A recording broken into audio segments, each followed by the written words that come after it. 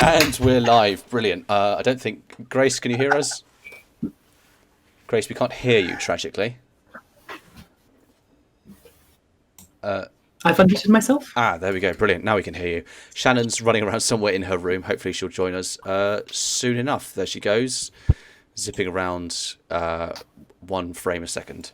Hello, welcome to Eat of the Earth, episode 15, I believe we're on. Shannon, are you back with us? Seems like so. Okay. To anyone watching, hello. First of all, live. Sorry. we are down to Sam this episode. Harry's just disappeared for a second as well. God, it's a bad opening this time. Regardless, The attrition has been harsh. it's been harsh losing Sam. I think Sam was our good luck charm, both in and out of the game, and without him, we'll trundle on. He'll join us again one day. The fucking fire alarm. I'm sorry. Oh God. Okay. Yeah, it's going to be a rough one today. Regardless, we always have to open with saying that Eat of the Earth is a tabletop setting inspired by the video game Caves of Cud. Thank you, as always, to Freehold Games for giving us permission to use their setting. Now, without further ado, because I think we should just plough through all of these issues we're having, should we just get straight into the recap, unless anyone's got anything they want to say before we begin? No, we're all good. Okay, great. So, last time, the battle for Behel began. Oseth and Behel soldiers fought against the invading Thippians in the streets. With a warning from Alaz Jo'alaz, Karilya learned that through a telepathic network, the Esper Mosaic was coordinating this battle and would soon crush the Oseth. All of you fighting together, you managed to seize a captain of the Thippians connected to Mosaic, and through them, Karilya battled the telepath upon the astral plane, eventually destroying her and absorbing a portion of her power. Briefly connected to Mosaic's telepathic web, Karilya sent out an order for the Thippian forces to retreat, which had limited success. And you also learned the wizard Dejib had traitorously been working for the Thippians. On the material plane, with Behel and Oseth forces fighting alongside the lightning magic of Aelie, as well as the kind of lightning guns of these strange cowled servitors of Nook. The magical artillery of this wizard, called Kobzai. You triumphed in defeating this 1,000-strong legion of Thippians. Moments later, you learned that some of their soldiers had infiltrated the Tower of Behel. You split into 2 parts, some of you to aid in protecting the city, some of you to defend the tower. The fighting was bloody, the city greatly damaged, but eventually the sun rose on a victorious Behel. In that morning, knowing he didn't have long in the city before he was arrested, caught, Elec made his arrangements to leave. He handed this strange mirroring disc to Aelie, telling her that it contained somehow his current knowledge of these strange buried silver constructs eastward that he intends to raise to protect the city in the future conflict to come. And that Aelie would be heading west to Oudrind to study what she could at the Ziggurat of Nusku, or learn what you could towards this project, not necessarily as a student. He then spoke with Barney, explaining both of them would be heading east instead, across the Salt Desert Z to Thype, where he suspected Lox had been taken as an addition to Moda Rayfort's menagerie. Barney shared some parting words with Aelie and Karilya, and then was on his way. Meanwhile, Sethnet spoke with Kimashet, asking him to travel with Karilya as a protector and as something of an informal ambassador for the Oseth now that they've become a part of Alec Vazi. We ended with Aelie speaking of heading west and asking Karilya to travel with her, to which she had said yes. Now, to introduce things, does anyone have any questions on the recap before we get into the game itself? No? All good? Grand. Barney's like proper gone now, right? Barney has absconded. Gone. about an hour, hours passed since then. You had these Behel soldiers come at one point and ask you where Ilek had gone. Aelie gave them misdirections, to which they followed. But yeah, so far as you're aware, Barney is not coming back for at least a long time. Ilek said a season.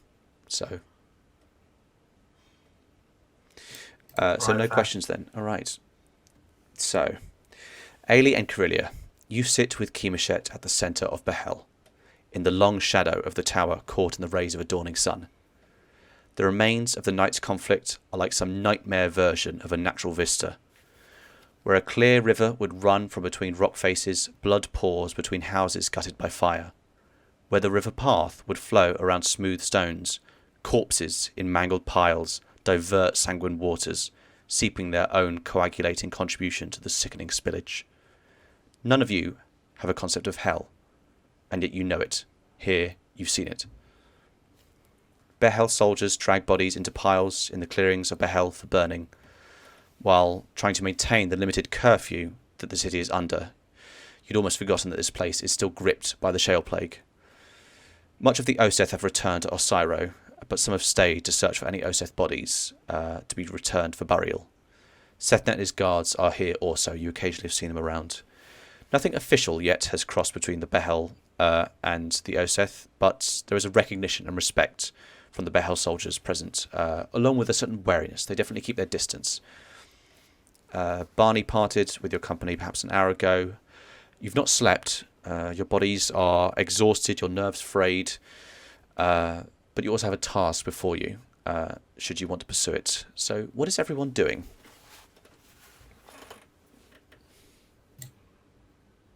Well, I mean, I need to go talk to Karilya. Yeah, we'll say that you've come up in this time and kind of introduced it, but you can act up what it is you actually say here. I mean, yeah, I'm gonna walk up to her. Where is she? What's she doing? What's she up to?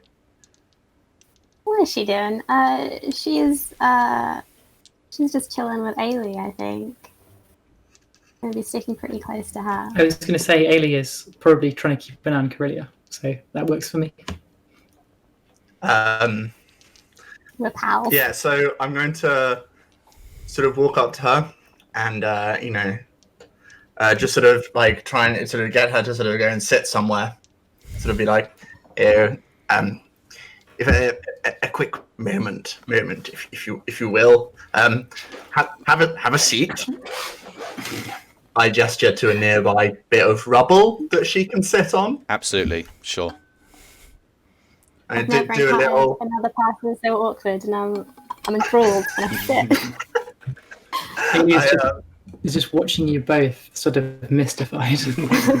I'm gonna do the knight kneeling down with his sword thing. You know what I mean? Sure. Yeah. You know what I mean. Karilya, you've seen a night of conflict. You don't understand chivalrous traditions, and a guy before you just full on pulls out a sword. No, gently pulls out his sword, not like with murderous intent. Sure, he gently pulls out You a were sword. not threatened in the slightest. Okay. This bowl Not? is a prop for what Aelie is doing. Yeah, I'm gonna kneel down and be like, "Oh, gentle one of charisma 20, I beg a moment of your time. The Oseth owe you debts aplenty, and I, with this binding rhyme, pledge that mine I will repay. Permit me to follow you by your side, to aid you through many a night and day, as friend and comrade, aid and guide. This I offer. What do you say?" Very nice. That's Shannon. Karilya doesn't clap. Completely confused by what you're doing. Karilya gets out her dagger.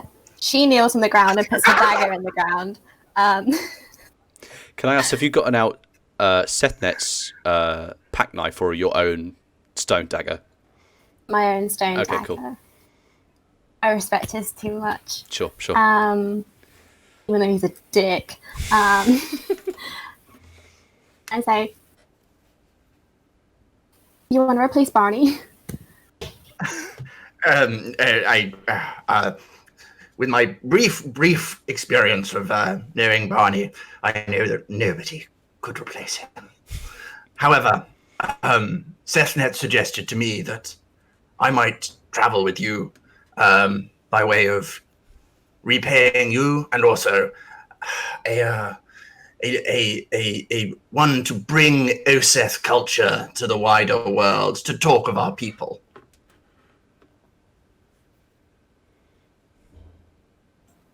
Counting on her fingers.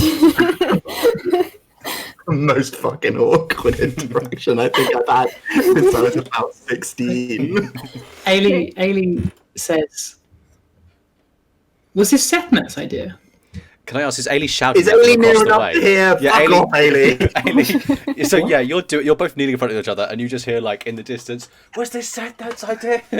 Oh no, didn't we say like Aelie was just sort of lurking nearby? I think you're sitting watching. They're in view, but I think you're a bit of a ways. You're talking loudly across the square, I'm not in kind the of thing. conversation. So Yeah. I literally just said this was Sethnet's. Oh my god, god damn Quickly go fire deal with alarm. your I'll be fire back in a alarm, sec. Harry. Let's go to break. Okay.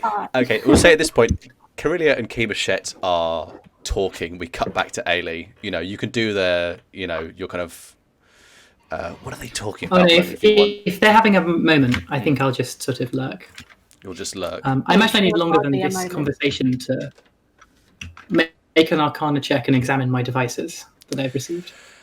Yeah, if you want to funny analyze them, that's going to take quite a while. Yeah, no worries. I think I'm probably eating stew in character as well then. Sure.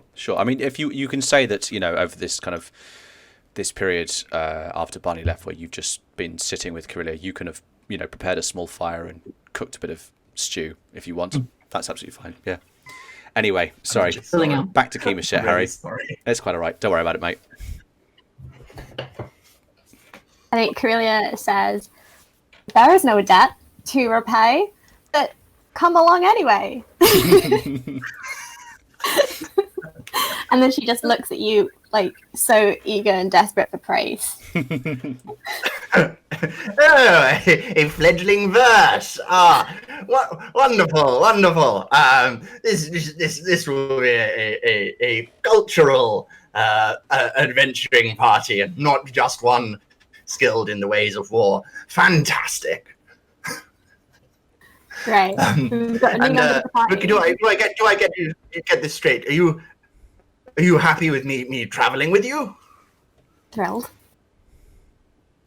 That made me so very happy. I'm so grateful. Do you think I need to clear this with the alarming cat person as well? She'll love you. She won't. I can't remember if I actually had any interactions with Aelie, because this is like massive slander. You've been in the same room, I I think. think Aelie is But I don't think you've Aelie's ever done had a a lot of one-to-one. lurking about and being weird. No, wait, no. I remember we had like a haiku off when we first met, and You we introduced a did. cigarette out of thin air. That's true. So That's yeah, true. no, I'm scared and alarmed by this strange cat person with her non-rhyming verses. Actually, that's bullshit. I know what haikus are. So, So does the little noise come up like, "You have a new party member"? Do do do do do. well, like Final Fantasy, Keemoshet and you stand up and he fully walks into you. And now, you have Keemoshet travelling with you. No. Wahoo! Tragically, no noises. Although I'm sure if Aelie got good enough at magic, she could, discover a soundboard somewhere. Anyway. So A if no, guitar, perhaps. yeah, that'd be cool. So, unless there's a specific conversation you want to have between Keemoshet and Aelie, what is it you're doing? I mean, you need sleep, but also there may be things to do in Behel or Osiro, or you can head westward if you want. I do want to have a conversation with Keemoshet, but it's more sort of like, are you aware that we're going like hundreds of miles to the north and west? I can't remember if I'm aware of that. Did Sethnet say anything about that? Sethnet just said that he thought that Karilya probably wouldn't be sticking around in Behel and that you should travel with her. He didn't say particularly which direction you would be going or anything. He figured she'd be staying vaguely around Alakvazi. I should be clear, the distance to Oudrind is about maybe just over 100 miles. It's not that far away. Hundreds of miles. Hundreds of miles. He'd be fine with that. Kemisha would be fine with that. He's okay with because he needs to spread the good word of the Oseth far and wide. And he also needs to travel to keep putting out tendrils from where his parents are. So I mean, okay, this isn't in character or anything. I'm just giving a sort of like a rundown of my current motivations. I think what Ailey's doing with the conversation, which we don't need to role play, is sort of like, you know what we're doing, right? And at the same time, she's also trying to be like, why are you here? Like, what is this? So the impression you will get from me, in terms of, if we're going to just race through this conversation without role playing it, the impression you're going to get from me is that I am absurdly devoted to Sethnet at this point. He's like an obvious surrogate father figure, and he appears to have basically just come back from the dead and cured a civilization destroying ailment. Like, if he even like hints at doing something, I'm gonna like go way overboard and be fine doing like anything related to it. That's like that basically. that's my character motivation. It's nicely summed up. So I guess Ailey is like, Ailey already sort of expected this sort of devotion from some Oseth, so she's basically ready to sort of like take that as a reason. Yeah, she's like, yeah. To add generalizing based on race. Wow, what a surprise! All right. The cat based on organisation. Well, just to add to that, before Harry derails it, because Ailey kind of, you scrutinised this before, perhaps the seed being planted of a certain kind of cultish view of Sethnet when he underwent his change and cured the shell plague, and you also, I think you'll have picked up that the shell plague is not just perceived as an illness, but also a kind of a more spiritual curse. It is a reckoning that has come upon the Oseth because of past transgressions. So there is a kind of a mystique to Sethnet as well, and you perhaps see the confirmation of that behind, as you look into Kemishet's eyes and see, the burning devotion behind it. Okay. Yeah, I think on that basis, Ailey is not averse to being accompanied by Kemishet. Cool. So I mean, it's a new day. You do need to sleep at some point, but are you doing anything? Are you going to visit anyone? Wait, when was the last time we slept? You will have slept. I mean, you will have kind of rested, but you didn't sleep in the night. So you're not. I mean, I might put you at one level of exhaustion if you push on through the day, but you're tired. You've been fighting all night as well. I mean, you're just physically exhausted as well. So you last slept. Let's think. I mean, you last slept probably about. I'd ballpark it maybe between 16 and 20 hours ago. A while. Yeah, I'm going to go to sleep, I think. Yeah, I'm going to go to sleep. Well, I'm going to go check up on my knights. Sure. And see how they're doing first. So as I said... I think Ailey sleeps directly after this conversation. Yeah, Ailey just turns off in front of you. I mean, Kemishet is assumedly heading back to Osiro to find somewhere to sleep, but where are Ailey and Karilya going? You're within Behel, but... perhaps you feel more comfortable sleeping on the course ground of Osiro. How much credit do we have with the wizards? Give me an insight check. What's the vibe? What's the vibe there?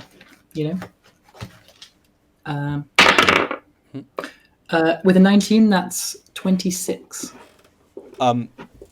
You strongly suspect you're not viewed that keenly amongst the wizards still here, given that you were kind of Ilek's, attached to Ilek, who kind of wrought all of this. So that might not put you in very good standing, but at the same time, you did, you have significance. It's not like Ilek caused all these problems and then abandoned it, he did also help solve it in a certain way. So it's not like you're exiled or anything, but they're also not going to receive you that warmly.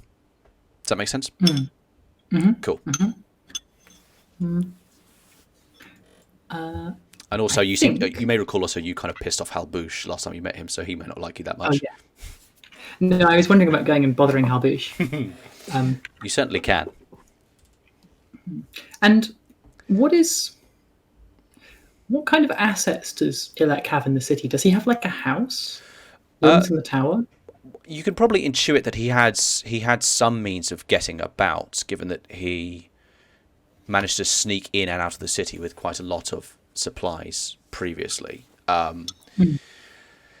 You suspect he has his ways, but you don't really know about them. You probably recall he did briefly speak of weapon caches within the city, which have been used to arm the Oseth. You don't know if that was part of the actual Behel armory or if he had his own supply or something. I will say you probably noticed that the swords that the Oseth were given are not it's not the standard issue weaponry of the Behel soldiers. While it is bronze work, so it's technologically similar, and Barney had a similar khopesh to what the Oseth had been given. It's a bit distinct, maybe from a previous era or a kind of nearby but not quite the same region or something like that. So I think overall you think Ilek has stuff here, but you wouldn't know how to access it particularly unless you really search. What happens if I ask someone on the street where the wizard Ilek lives? They would probably point to the tower. Okay, sure. I think I'm going to see about staying at the tower. Sure, great. I'm going to see what happens if I ask to stay there. Shannon, are you sticking with Karilya? Is Karilya sticking with Aelie? I think I have a choice with Karilya. Sorry. No, I think Karilya is going to stay up through the night and... so it's dawn now. You stayed up through the night. Oh, well, she's going to keep staying up until she's completely exhausted, just... going around healing everybody that looks like they need healing. Sure. Okay. You can try to make your way back into where the wounded have been brought and continue to work your magic. I mean, I'm kind of assuming that Karilya did that throughout the night anyway, but you can certainly keep at it. Okay then. And shall we say then, Harry, that Keemeshet and Aelie and Karilya discuss amongst yourselves to go get some rest in your respective places, and then reconvene here at midday or something, or at the end of the day, something like that. Yeah, I'm down with that. Let's do that. Great. 100%. Okay. Let's do that. Everyone needs sleepy time. Okay, cool. Sure. So, Shannon, first, can you give me a Constitution saving throw followed by a Charisma saving throw, because you're both doing, physical labor and using your psychic power. Okay. The Constitution went under my bed, but wait, that's a 5 for Constitution. Okay. And 24 for Charisma. Okay, well, psychically, you're feeling pretty juiced since you grafted the psychic essence of Mosaic into yourself and expanded your power. But physically, you're pretty beat. So I'm going to give you 1 level of exhaustion there. Keemeshet, you head towards Osiro. Aelie, what do? You approach the tower by its main entrance, or? Sure. I'm going to say as you come up, then probably the kind of the 4 guards, and they're very stretched thin. I mean, a lot of the Behel soldiers died in this conflict as well. There's 4 guards outside, but one of them will come up and put a hand out and say, "Excuse me, tower is currently in lockdown to ensure it is fully defended." I'm going to show him the disc, and I'm going to say, "This is an important message for a wizard." And I jangle my staff and I say, "I'm sure you understand this is urgent. I must speak with Halbouche immediately." Oh, okay. Give me a Give me a persuasion check. A persuasion check. Yes. Ah, well, Or actually, With I'll an allow 8. you persuasion or deception. it's not any better, my friend. That's an 8. That's I an rolled 8. an 8 on the die. They narrow their eyes and look back to the soldiers here, who they don't do anything particular, but you see the grip tightens a bit on their spears. The one who's come up to speak to you will say, Master Halbouche is currently busy within the city. Perhaps you should come back later when he is present here. I will bow to him. I bow very deeply, and I say, if you would inform him that the monk called for him, I will be pleased to receive him when he is more disposed. I hope it's not inconvenient to you that he is inconvenienced by this. Okay. Good day. He steps back. He says, the monk. Very well, I'll pass along word. But I think before he goes, he'll also add, you should return to your abode or outside the city if this is not your domicile. Quarantine is still supposed to be effective here. The Shale Plague holds strong.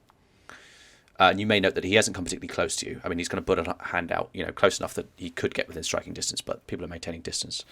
I take the hint. Sure. I leave for Behel. Okay. Not for Behel, for Syro. Okay, sure. You begin to head back to Osiro. Would you say that you get the hell out of there? Oh, God. I would not say that, actually. Harry gets inspiration. Actually, Harry, I'll give you inspiration for that poem earlier. That was very good. Yeah, and it was sparked by the "get the hell out of there" comment. So that reminded I really me. think that's why I got inspiration. Thanks, everyone. Grace, can I ask? So, Aelie is heading back to Osiro. The quickest route is via the large street which you were part of most of the fighting of last night, which is littered with corpses and blood. Or there's kind of a number of back streets around it. Are you kind of walking down that, that mile of punishing visuals, or are you kind of trying to snake around the place a bit? I think so. I think Ailey isn't quite as hard-hearted as she appears, but she is sort of. She has a habit of sort of testing herself against things. Okay. So she's sort of like. She would say you ought not to deny that this happened. Okay. Do you want to? If you want, you can give me a wisdom saving throw.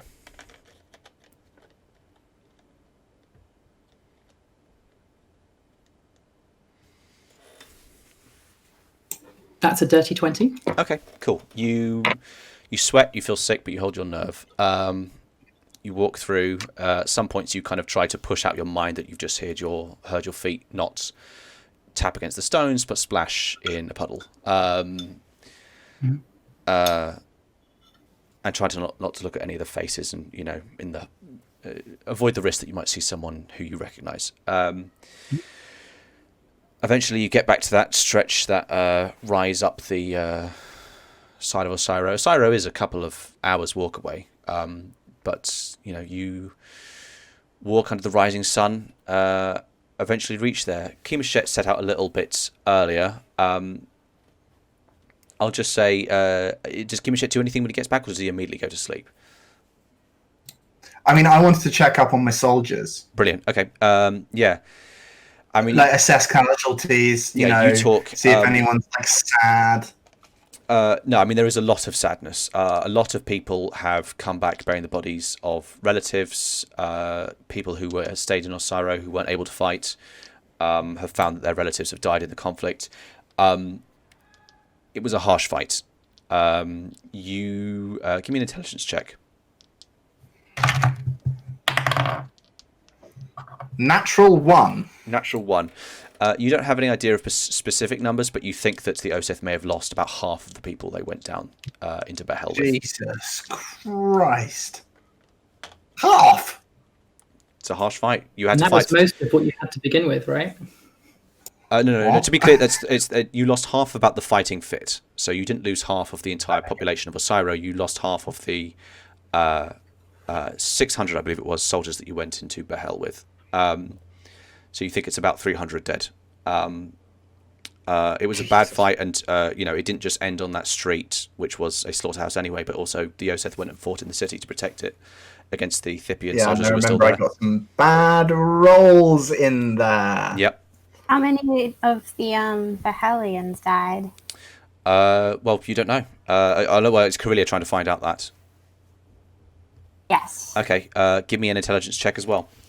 I'll say Harry also. They've expanded the dynastic graves, so the Oseth bury, as I told you before, bury their dead along with their other family members. And you'll know that kind of the mythology behind this is the idea that the kind of their bones knit together and become would become part of the growth of Oseth.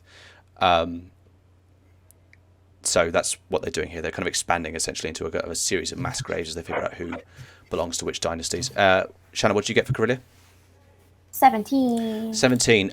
You think maybe about 100 Behel soldiers. There were less of them, but less of them have died. They had the magic of their, the wizards alongside them to help. But even so. So you think about 100. What about the Scythians? The Thipians. Thipians. I think it'd be quite hard to total it up. You can do the kind of the maths. If we attacked an 1,000-strong legion and killed them, that's about 1,000, and then throughout the city, that's maybe another, maybe 300, perhaps 400, and then a remaining maybe 200, 300, 400 fled when you gave the order to retreat. Great. So I'd like to stick my fingers in the dirt and gain like 3,000 hit points. That's how this works, tragically, right? It doesn't work like that. You need to kind of do that at the moment of death. I'm afraid you can't do that posthumously. That's what you learn. You go into the sick tent. I think you begin to put your magic in. How many spell slots have you got left? Can I ask?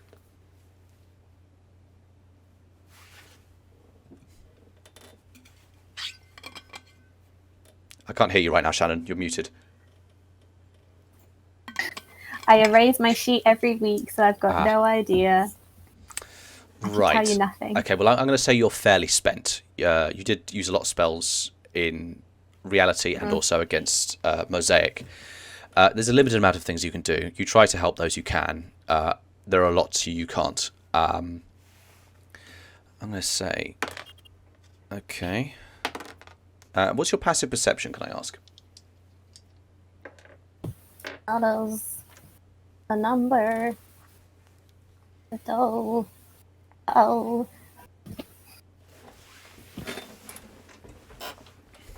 11? 12? Okay, 11? That's fine. I'm going to say at one point you you go for a breather outside of where the kind of where the sick have been kind of gathered. There's a square, there's an opening where they're kind of laid out in the open, and you kind of duck around a few streets just to kind of separate yourself from it for a moment. I think there's a bit where you kind of are. You've kind of you've got a bit of the way, and you'll see a fairly kind of beleaguered, tired-looking. Let's think. Yeah, just a Behel soldier you don't recognise, who's just kind of sitting there in an alleyway, fairly kind of quiet. I lied about my passive perception. It's 14. I'm sorry. Okay, doesn't change anything. Okay. They kind of look round to regard you, and you see they are holding a pipe, which I think Karilya will probably know what a pipe is. They'll kind of look at you, then narrow their eyes a bit, and they'll say, "You are Karilya. You're the Esper who was friends with Ilek." Bad by my fame. Yes. They kind of look down the pipe. They hold up. Could you give me a light? I seem to have lost my. Do you light it? I've got minor pyromancy. Yeah, sure. So you just kind of gesture towards it, and the leaf inside of it just kind of plays up. Thank you kindly. And they just kind of sit there smoking for a while, occasionally kind of looking at you, regarding you. I'm going to give them a perception check.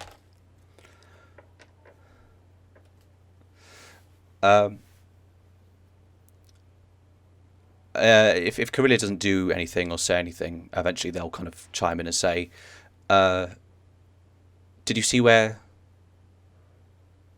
Ilek went? Our soldiers wanted to give our thanks for him fighting alongside us, but he disappeared after the conflict."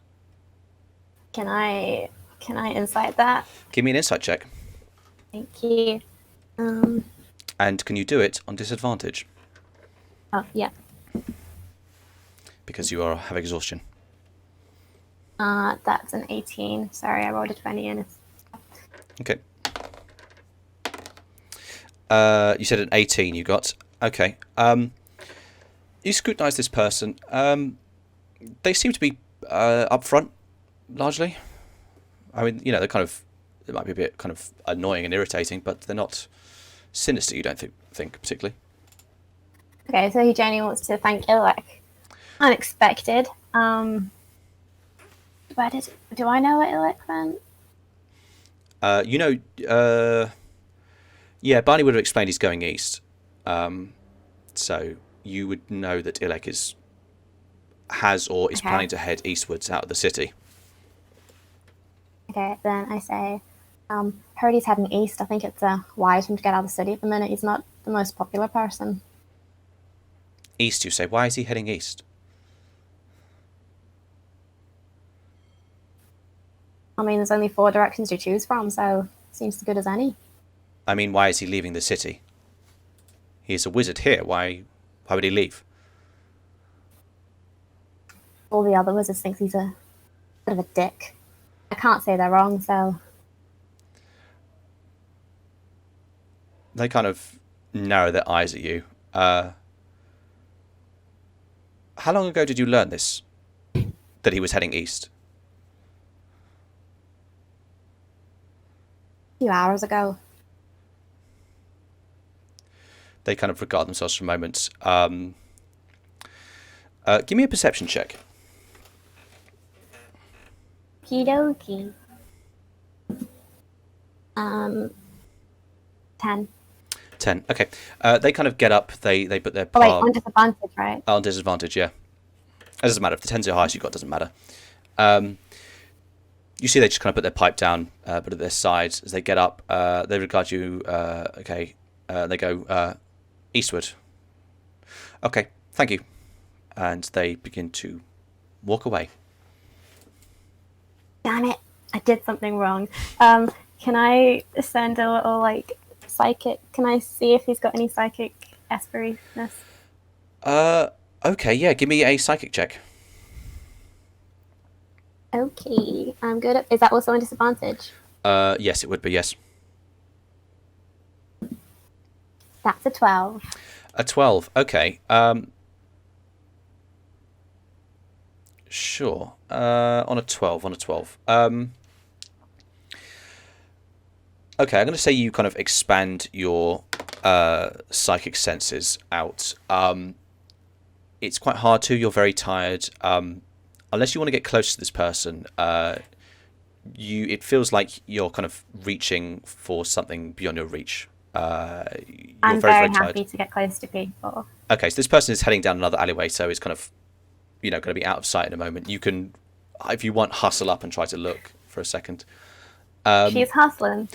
Sure, okay. Are you trying to be quiet about it, or are you just is there a loud clack, clack, clack on the cobbles as you run up behind this person? I'm not creepy. Okay, sure. I'm running after someone in an alley. I'm a little creepy. This person gets up and goes eastward, right, gets up, walks down an alleyway. You immediately, clack, clack, clack, start running towards the turn to look at this person. Okay, yeah, fine. I'm going to say that you get to the edge of the alleyway and see this person is already about to turn onto a kind of a main street.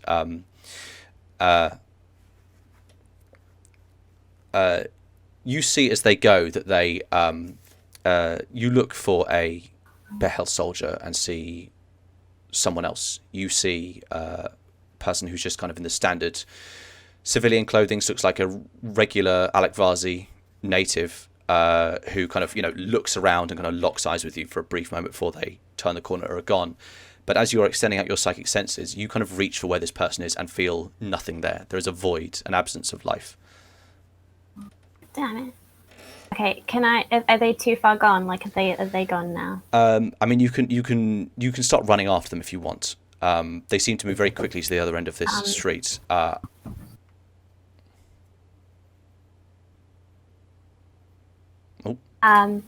Yeah, she's a little creep. She wants to run after him. She'll shout after that she didn't get his name as a guise for why she's chasing him down. This person, you have run up to the alleyway, looked around. They heard you running, locked eyes with them as they've changed their appearance. To be clear, it's not just their clothes; their face is entirely different as well. And you're going to run after them, going, "Oh, sorry, you dropped something or something." Okay, give me an athletics check on a disadvantage as you try to run after this person. Okay.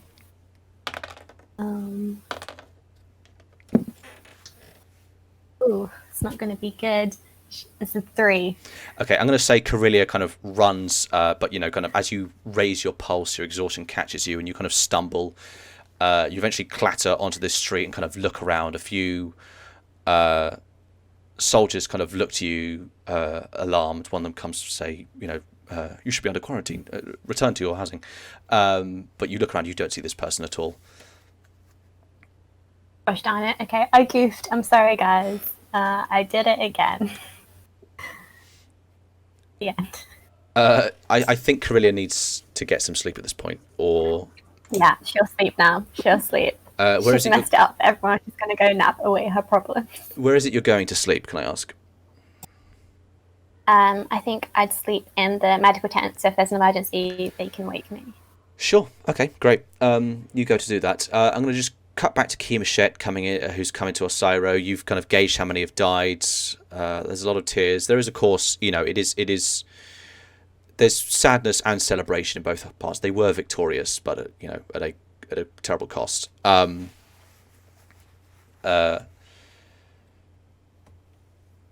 going to roll for this, just a pure luck roll. Okay. I'm going to say that you, Kimachet, going through this place, you catch word that Ilek was here not that long ago.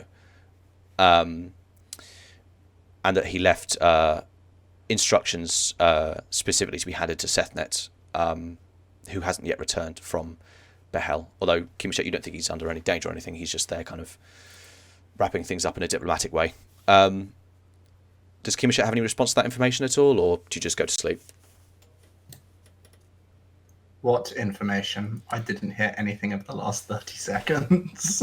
Okay, you catch word that Ilek was here not very long ago. And he left instructions to be handed to Sethnet when he returns. Sethnet has not yet returned. He's tying things off diplomatically in I Behel. wasn't listening, by the way. It's because your audio goes really, really, really, really bad sometimes. Oh, does it? Oh, sorry. It's my internet. It's not your fault.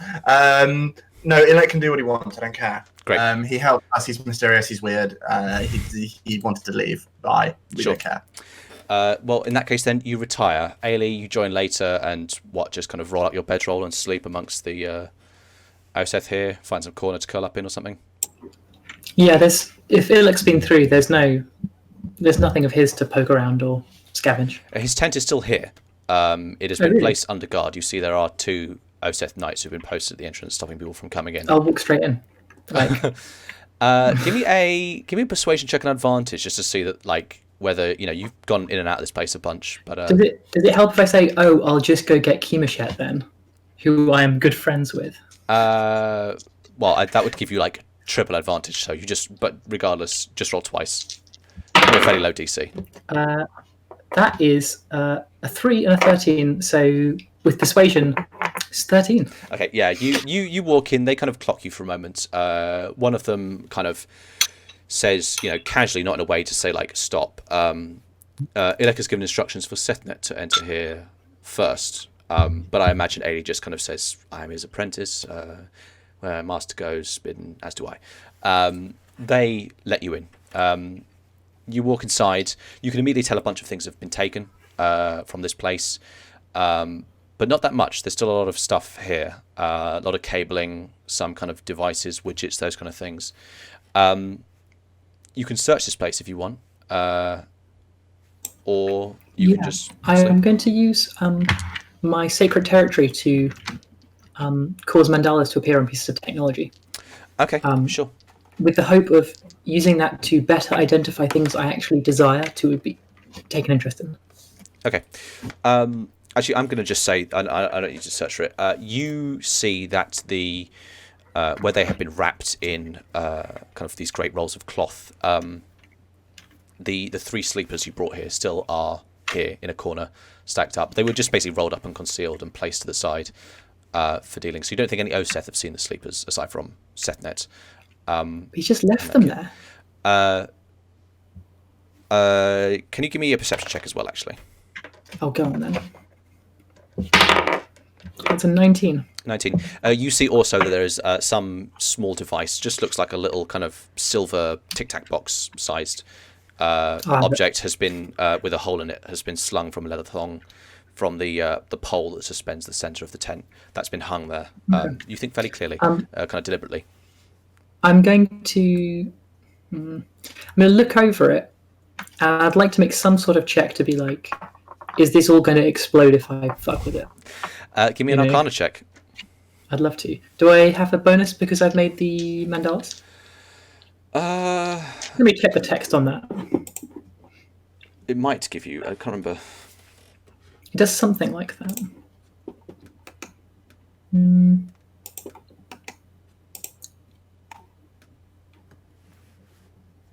Advantage in checks to understand the function of magical objects. Okay, yeah, I'll give you advantage on this Arcana check then. You go to this thing, the mandala blooms around it. You are getting a bit of a somewhere towards deciphering these symbols. What'd you get? 19. 19. You look at this thing, you identify there's a very thin band on it that you think is quite similar to that's on your hard light ring. You wonder if maybe this is some kind of, has some ability to project light or some kind of, apparate shapes like your hard light ring does. And you also find a small kind of round dot. You wonder if this is perhaps might on some trigger create images or tangible objects or something like that. I've seen, perhaps it also reminds me of the kind of that device I've seen deployed twice where Elec projected an image of himself. It was a very different device or you mean the chrome slates that created a kind of a holographic appearance of people being in the room. It's a lot smaller, but it might remind you of something like that, sure. So I remember that Sethnet has been told to come in here, and I leave the object alone. Sure, okay. And I'm going to poke through all the gubbins. Give me an investigate check. Do I have advantage on this? Because I am trying to identify magical items. This is investigate to look at the magical items in here and find which ones are of practical use and which ones are like components to a larger thing that you don't really have a hope of travelling with. You may recall a lot of the devices sounds here. like understanding functions. I'm going to say no, tragically. This isn't an Arcana, this is just investigation. I rolled a 2, and I'm going to use my inspiration to roll a 16, plus my int is another 19. Okay, 19. Give me 1 second.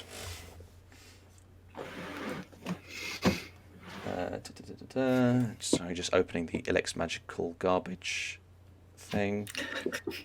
I need to actually remember to use my inspiration, so obviously I should use it for, greed and selfishness. And looting.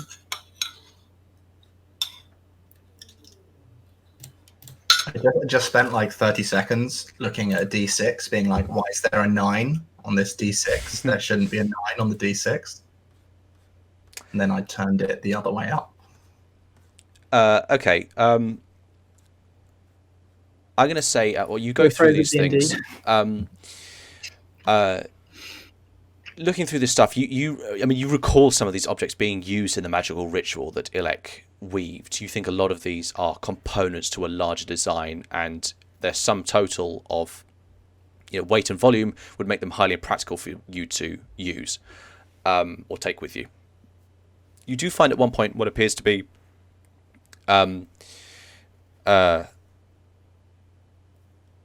just kind of basically it's not particularly hidden or anything. There's a wooden box that you think maybe even was kind of put to the side in order to be kind of easy to find. Opening it up, you see there is what appears to be a kind of a long, thin blunt-tipped cone of this kind of white ceramic material, kind of picking up. It's very light. You can see at the flat end of it, it has some kind of mechanism poking it. You think maybe it attaches to something else. I'm going to say, Conan, on your Arcana roll and your Investigate roll, so carry this forward, you think this is some piece of a larger device, and you suspect deliberately kind of maybe detached and placed in this box and left here. For what end, you don't know. Interesting.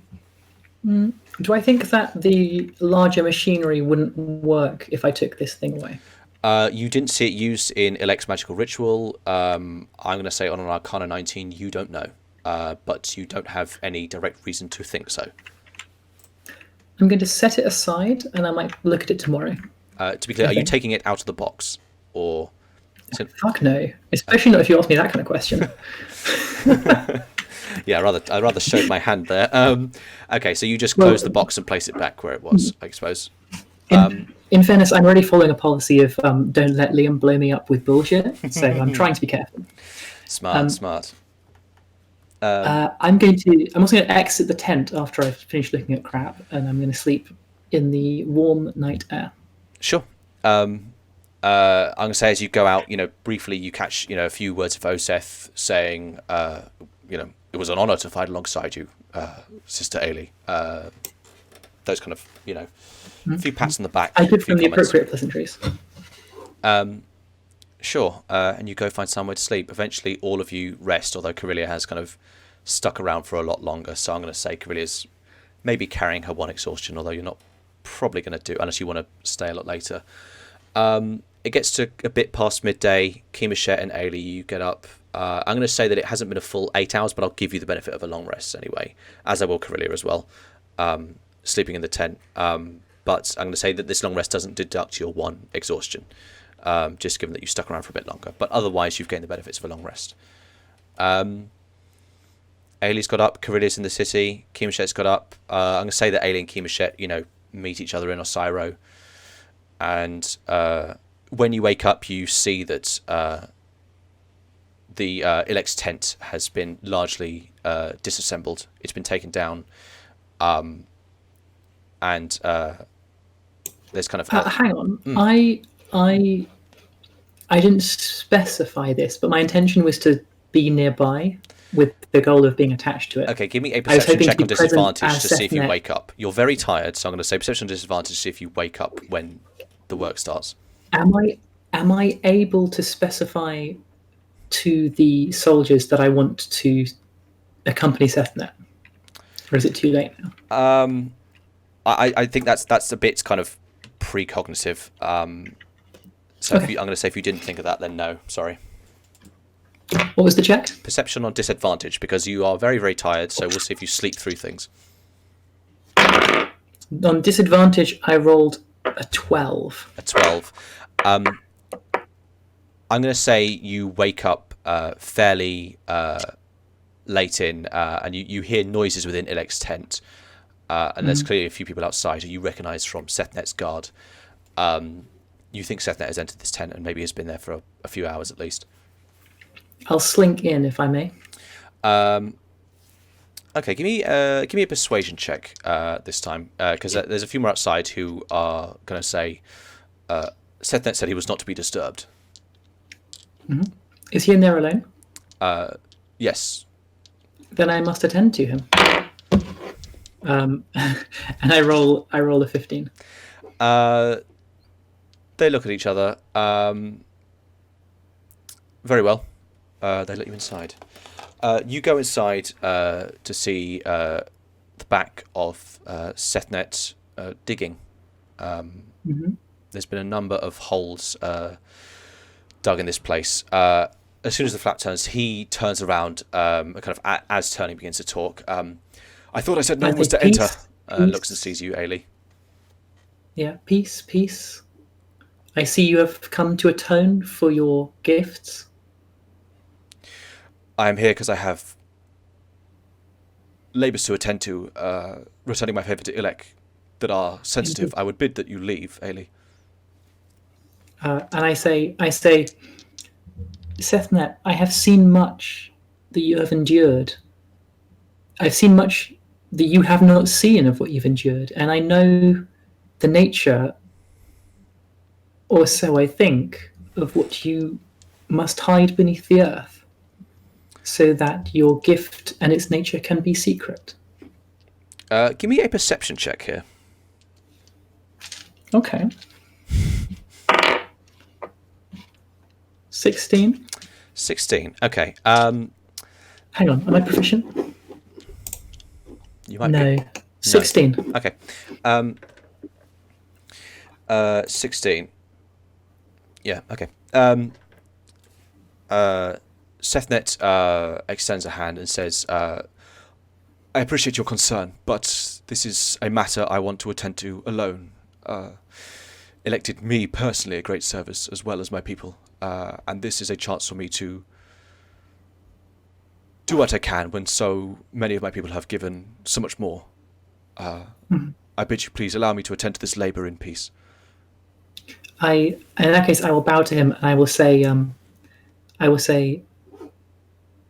I will leave you to your honour, but when the time comes to dispose or store Elec's belongings, I have things I may need from. I gesture towards the pile of materials. All this. My instructions are for this to be buried until a later time that Ilek may use it. Indeed. If you're in service to him, I'm sure that you would want his own orders carried out.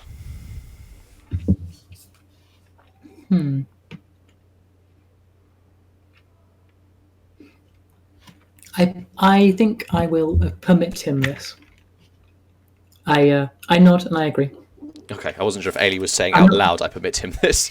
I'm not going to kill this guy and just get someone that was going to blow me up anyway. That would be cool. Okay, so I assume at this point Aelie, bows and leaves, or sure. Well, I will say, just to kind of freak him out a bit more, I say, my blessing to the sleepers, if I might see them before they return to the earth. You may not know, but I retrieved them from a.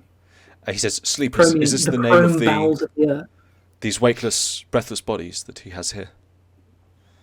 I'm afraid, among wizards, they are called sleepers. To be clear, I don't think Ilek ever called them. Did he ever call them sleepers? I think you just christened them as a group sleepers. I honestly don't care. No, he's going to insist. This is a matter I have to attend to alone. I would bid that you leave, please. Indeed. Good morning. I leave. Thank you for your contributions, Aelie. You always have a place amongst us, the Oseth. And I hope that you would return to visit us at some point in the city of Behel, when we have settled there. It will be my pleasure. And in turn, I must thank you for lending us the strength of your honoured companion. Yes, Kimishet. So you will be travelling with Karilya then? I have that pleasure. Indeed. Well, I hope you take care of each other. And I look forward to seeing you both again. Now, please, I must return to my work. Was that just a dig at Sethnet? I got the girl and you didn't. I wasn't intended to be that way, but yeah, I leave him alone. Okay, you leave. I'm going to say you reconvene with Kimishet, and both of you, assumedly, unless you do anything else here, head down back into Behel. Unless you want to interrupt me at any point, eventually you will. Kind of searching around, you'll eventually be led to where Karilya is sleeping, kind of curled up, snoring in the corner of a tent amongst a few unconscious but alive soldiers. On the way there, you probably see, they're slowly tidying up this place. Some of the body piles have begun to burn. You'll see at some point a few Thipian soldiers still here, kind of are dragged by kind of gangs of Behel soldiers, the few that were kind of stuck here wounded or hiding, towards the tower of Behel. You see anything else?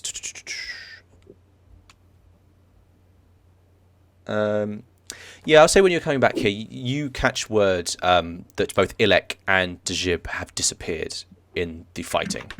The current belief of the tower is that they have tragically lost their lives, and wizards are wont to conceal their secrets, and so have spirited away their own corpses upon their deaths. Which two? Djib and who? Djib and Ilek. Oh, of course. And Aelie, you can give me an intelligence check if you want.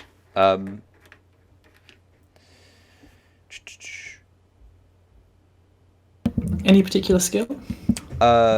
Intelligence. Just raw intelligence? Just raw intelligence. 15. 15. So far as you're aware, Nuh is still here and still appears as Ilek.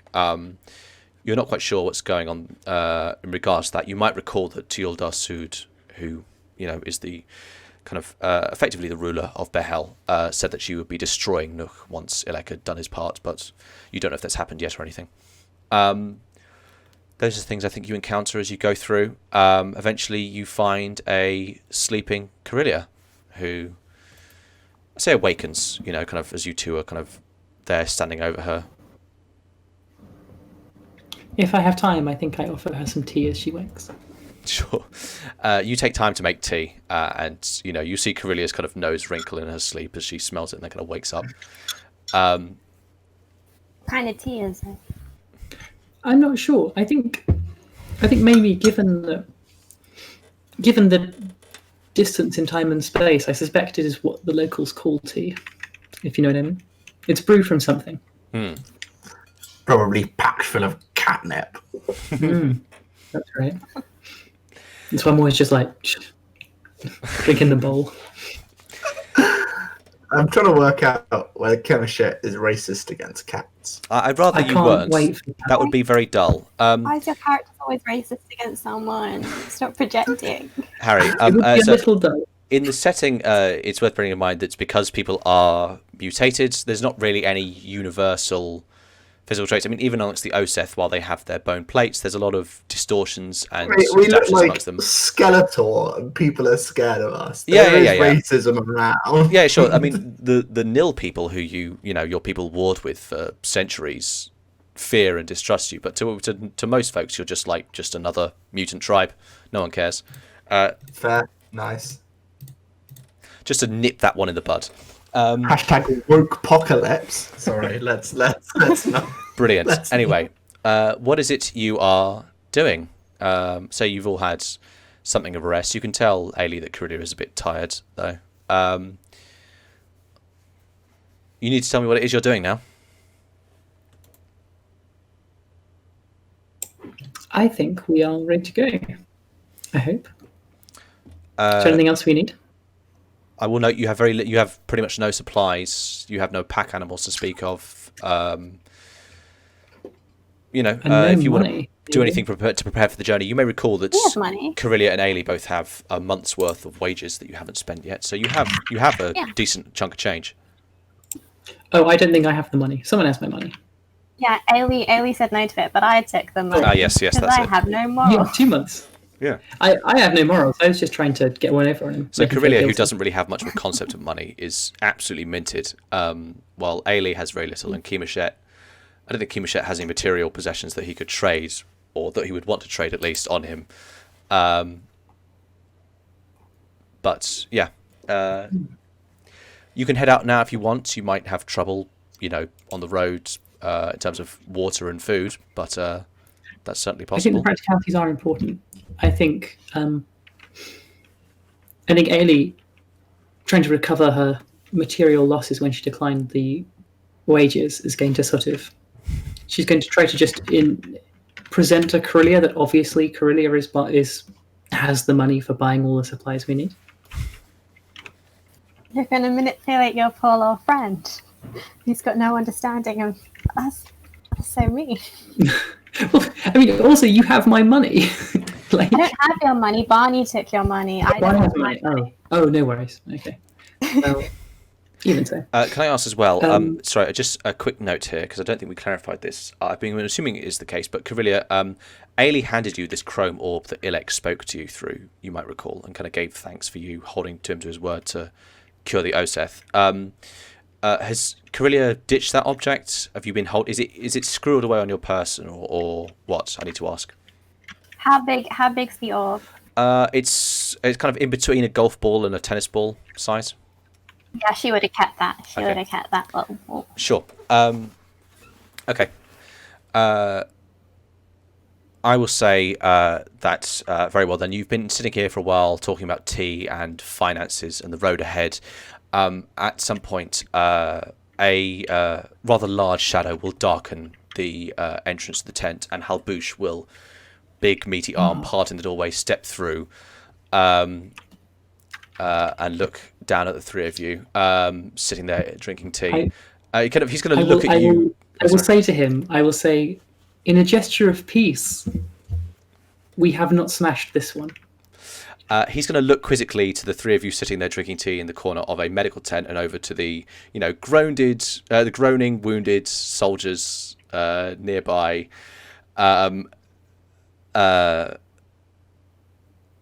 It takes a moment, I think, to digest this rather odd tableau.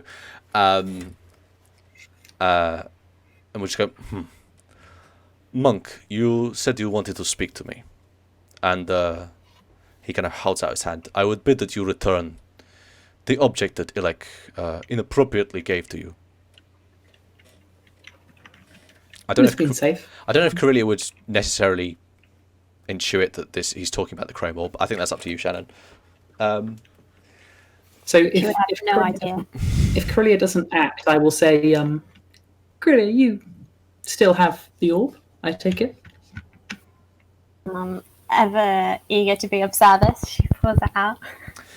Sure. When you pull it out, so there's nothing kind of blocking its passage, he will just kind of make a gesture to it, and it will lift out of your palm and kind of fly over to just kind of begin to slowly orbit about 12 Can I try and grab it back into my palm as it lifts up? Oh, okay. Yeah, sure. Give me a dexterity save, I guess. What's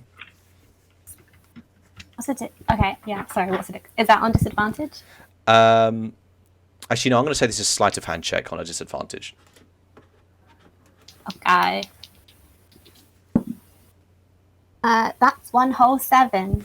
Okay, so like a cat, you kind of, but you don't catch it. The ball is stays out of your grasp and flies up to, as I say, orbit around his head. And he's quite tall. Well, he's not that tall actually, but he is taller than you, so it's still a bit of a distance away. Yes, you wanted to talk to me, Monk. I did, and I stand up and I say, as I walk towards him and I go to sort of walk out of the tent, I say, we're not friends, but you're an important man, and I have questions I must ask of people in authority. Very well. Kind of looking down to Karilya and Kimichet. Should we step outside then to discuss these things? Okay, I'm going to say we're going to just quickly go to break then as you step outside to discuss matters with Halbouche, given that Harry's nagging me. We'll be back in about 10 minutes. Everyone here, please stick around. We'll be back soon. Bye. And we're back. Cool. Right, so Aelie has just stepped outside with Halbouche. He stands there. He does the same, hands clasped behind the back, Morpheus pose kind of thing. You wanted to talk to me. Speak. I will say to him,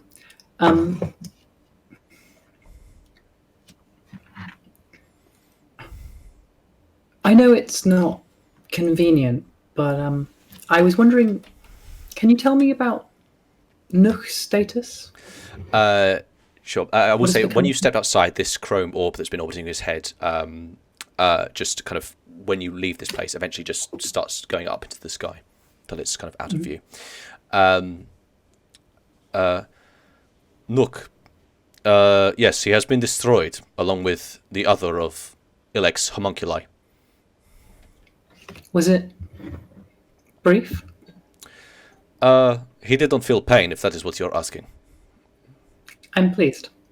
I knew him a little. And what then is Ilek's status in this city? Is he an outlaw? He looks around, kind of goes, we are searching for him. We have certain intentions. Perhaps you can tell me where he is. I smile and I say, are you searching for me?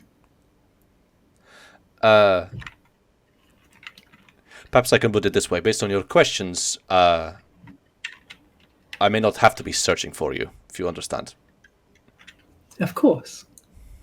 I can tell you what I know of Ilek's location, but what I can tell you is that he has gone to fix a mistake he made east. He's crossed the border, I think, into the territory of Thype and its subjects. He has made another mistake. How unfortunate. That usually does not end well for anyone involved. Perhaps you can elucidate me on what it is he has done. I say we left with a party of 5 on his last task, and we returned. Was that right? No, we left a party of 6, and we returned a party of 4. I don't believe Ilek can cross the gates of death itself, but the other companion, he does hope to help. He regards your words for a second. Very well. Is there anything I can help you with for being so agreeable in this matter? I say, the hell is not a comfortable city for me at the moment. I'm asked a lot of questions, and I intend to travel. I intend to visit other cities. I intend to make pilgrimage, and I intend to learn more. I would be pleased if I could aid Behel as I do this. If you have messages to be carried, things to be learnt, it would please me to please you in this regard. He smiles softly. An outrider has already been sent with a report of the initial matters here to the Khanates, and a delegation will be heading to Oudrind soon enough. I do not need a wayward monk to participate in these matters. Of course. Where else will your delegation call? Or is it of one purpose? Kind of gestures around to report all of this to the Khanate, of course. Indeed. It would be... If we are to cooperate further, perhaps I might be attached to such a delegation. I need to leave Behel, but I needn't leave entirely your awareness. Do not get ideas above your station. You are not someone who sees eye to eye with us. If you wish to follow behind this delegation, like some vagabond cat, then please, you are free to do so. But I would not squander their time with having you and your colorful companions attached to them, as you put it. Of course, I understand. But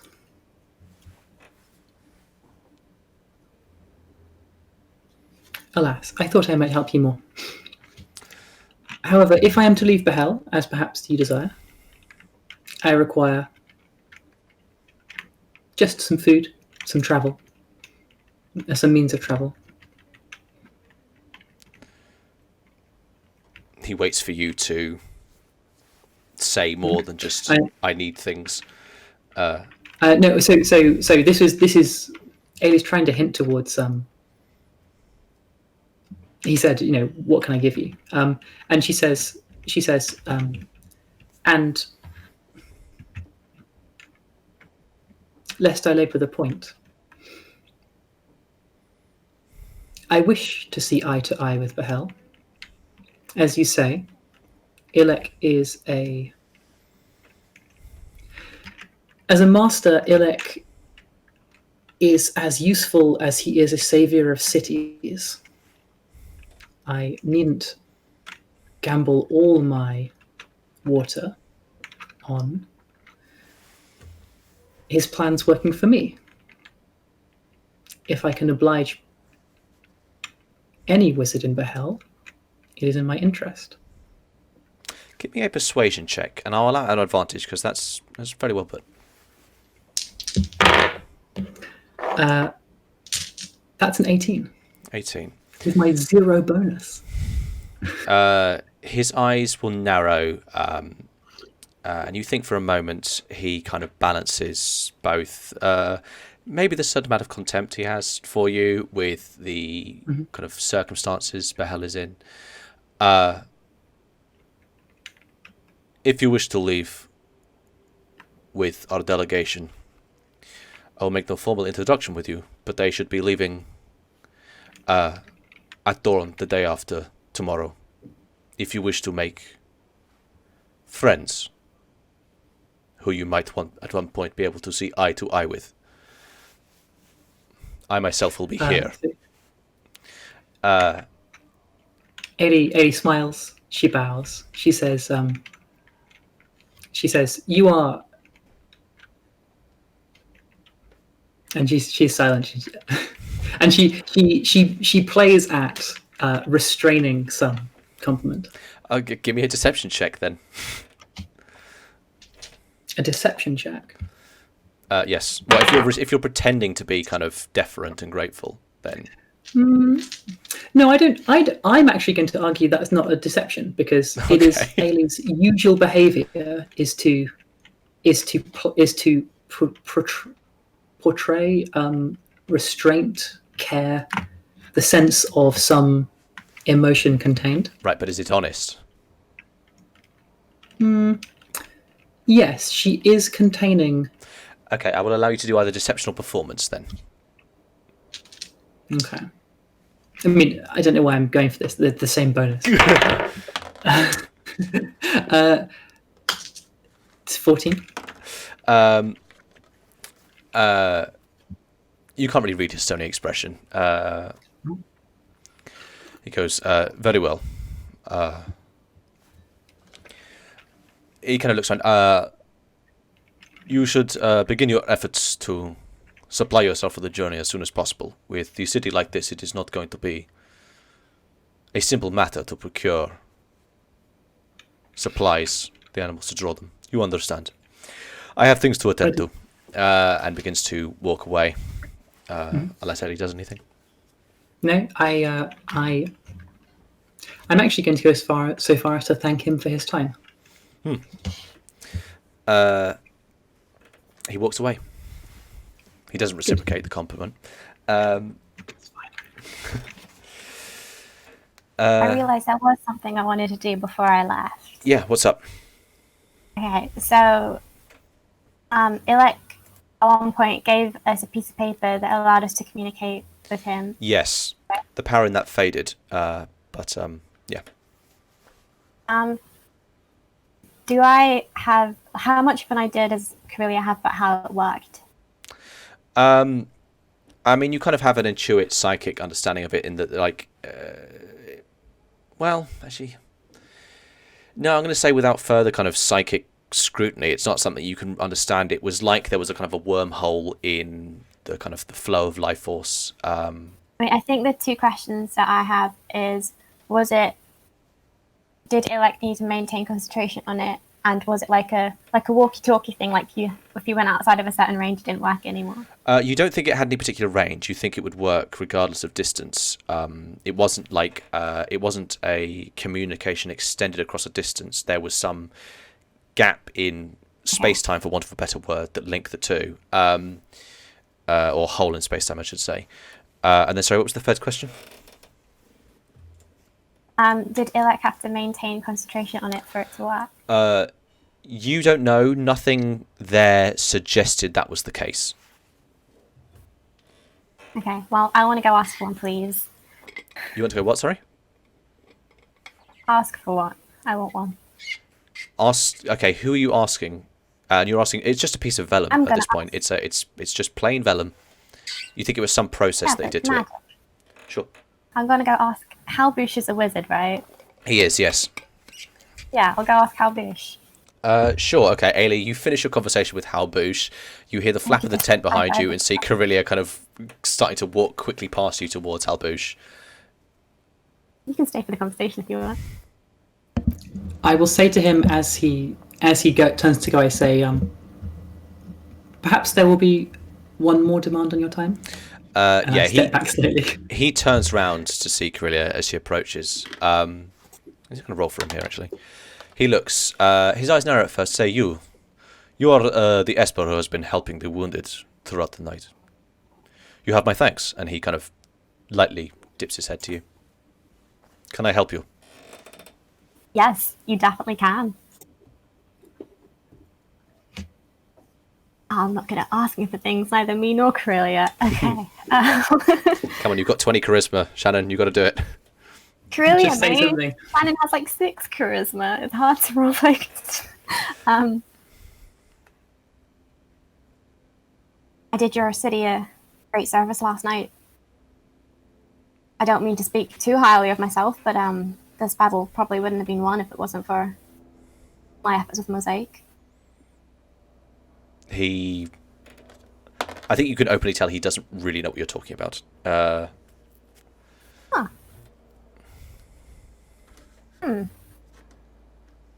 and it quickly sent a little psychic message to Aelie asking if I should let him know, or is that something I should keep to myself? So Aelie is sort of like, what? So she doesn't really know what you're asking. Should I let him know that I had this whole psychic battle with Mosaic and I totally won the battle? To be clear, I don't think Karilya's told Aelie this. Yeah, so This is all news to Aelie as well. Huh. well, I mean, Aelie was sort of like, go and kill her. Yeah, you So- seem like you knew so- that she cut off some psychic network of mosaics, but I don't think you know that you battled upon the astral plane or anything. You had a pretty crazy experience that I don't think Karilya has relayed to anyone. I think maybe if you mention this to Aelie, you see in the real world her eyes kind of go, and she thinks that you did what?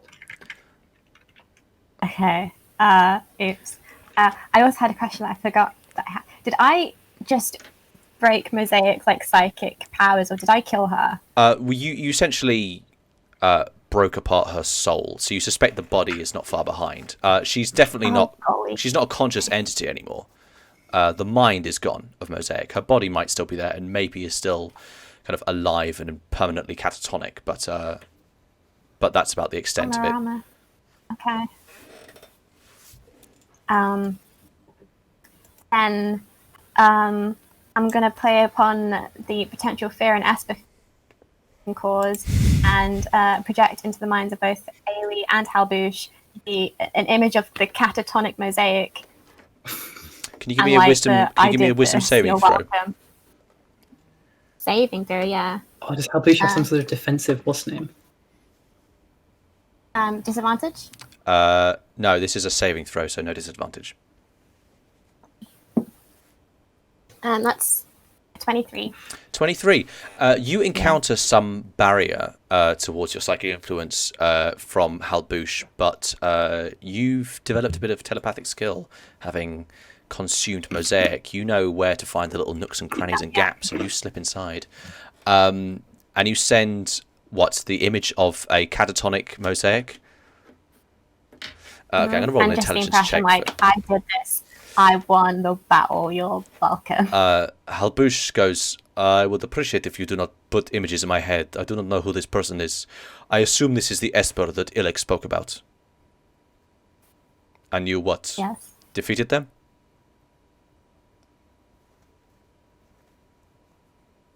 I really don't like to toot my own horn, but this voice.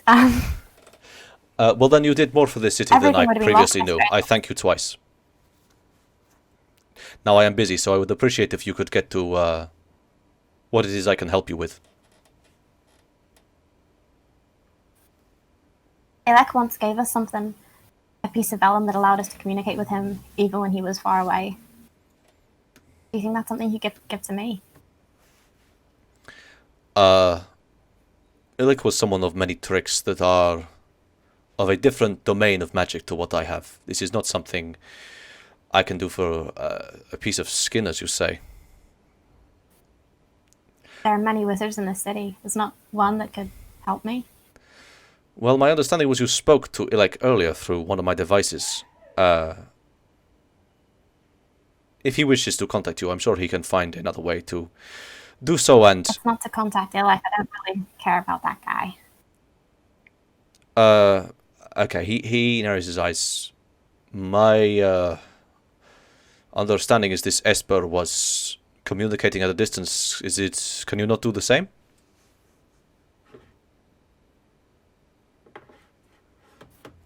Shannon, I remind you, you do have the sending spell. Oh shit. Sending is 25 words, right? Yes. So you can tweet. Yeah. Okay.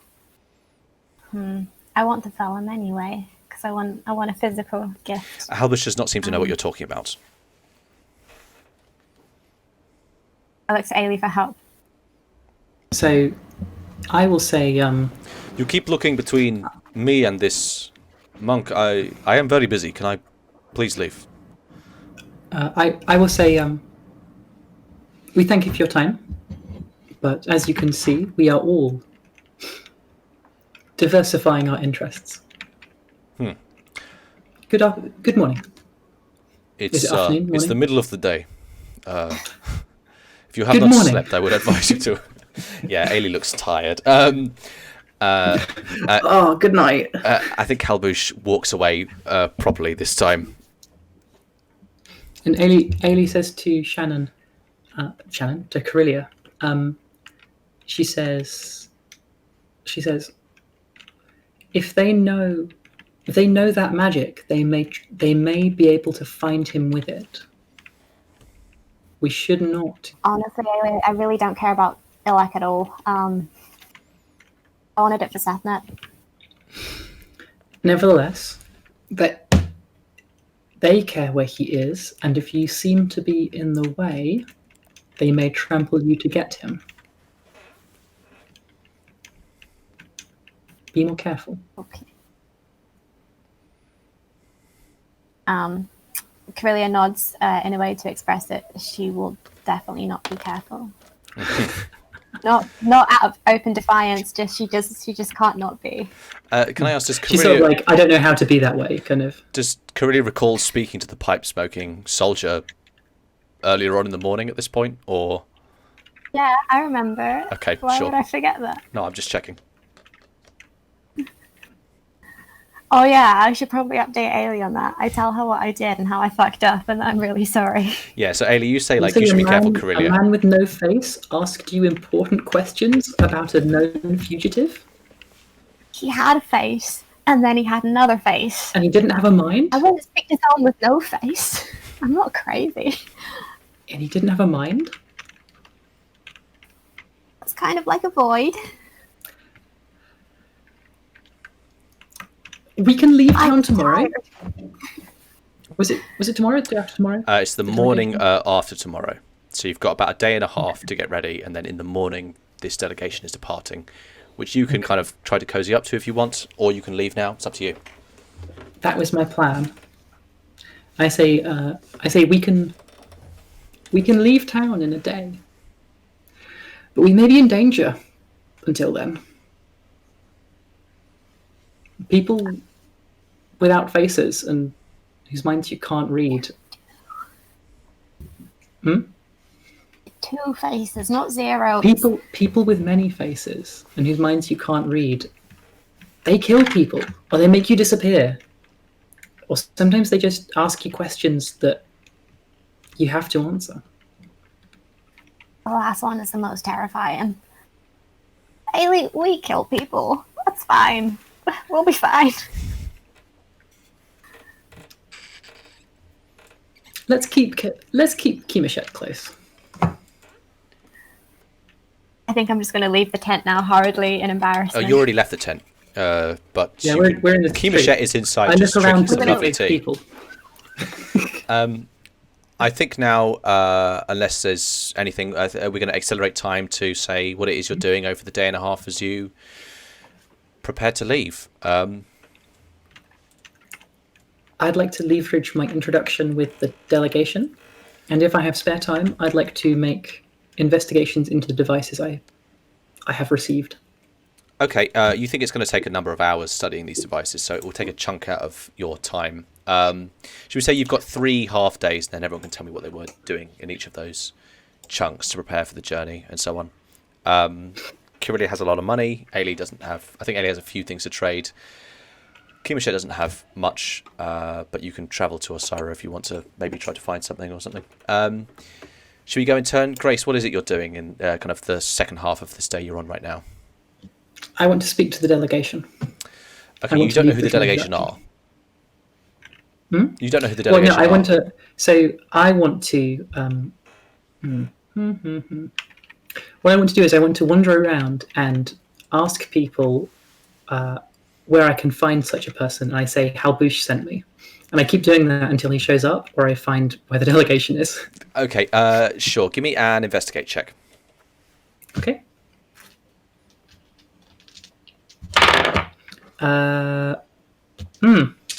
That's a 5. You ask around and you talk to a lot of soldiers who have no clue what you're talking about, but guess maybe, probably the tower's going to send a couple of the council members to speak to the Khan about what's happened. And that's about as far as you get. You don't get any closer to it than that. In that case, I find myself just sort of lurking around the gate of the tower, just being like, is Halbouche here? Halbouche sent me. Sure. You gather that maybe the soldiers outside have been told to not let you in after a while. Harry, what is Kimichet doing in the second half of the day you're in right now? Yeah, well, I'm a bit. Fuck's sake. What supplies do we have? Nothing. Nothing. You have you've basically run out of water. You've got enough to last you to the end of today. You've got no food to carry you particularly. You have no pack animals. And it's about a 3-day journey. So.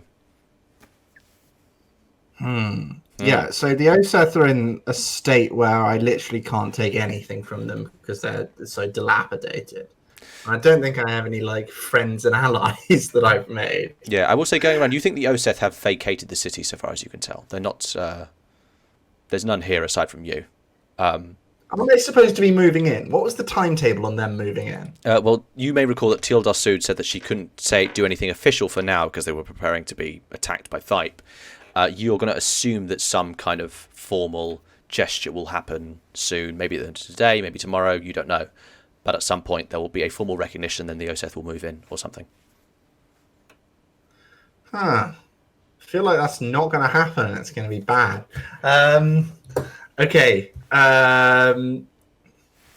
I don't know what I'm doing. I can't get any of the things we need. I have no resources. I'm just gonna go and ask Sethnet what to do, and otherwise I'm gonna be checking up on the knights and things that I know, and making sure that they've got a decent training regimen in place so that they can keep some form of military organization while I'm gone. Sure. Okay. Okay then. Fine. You go talk to Sethnet about these matters.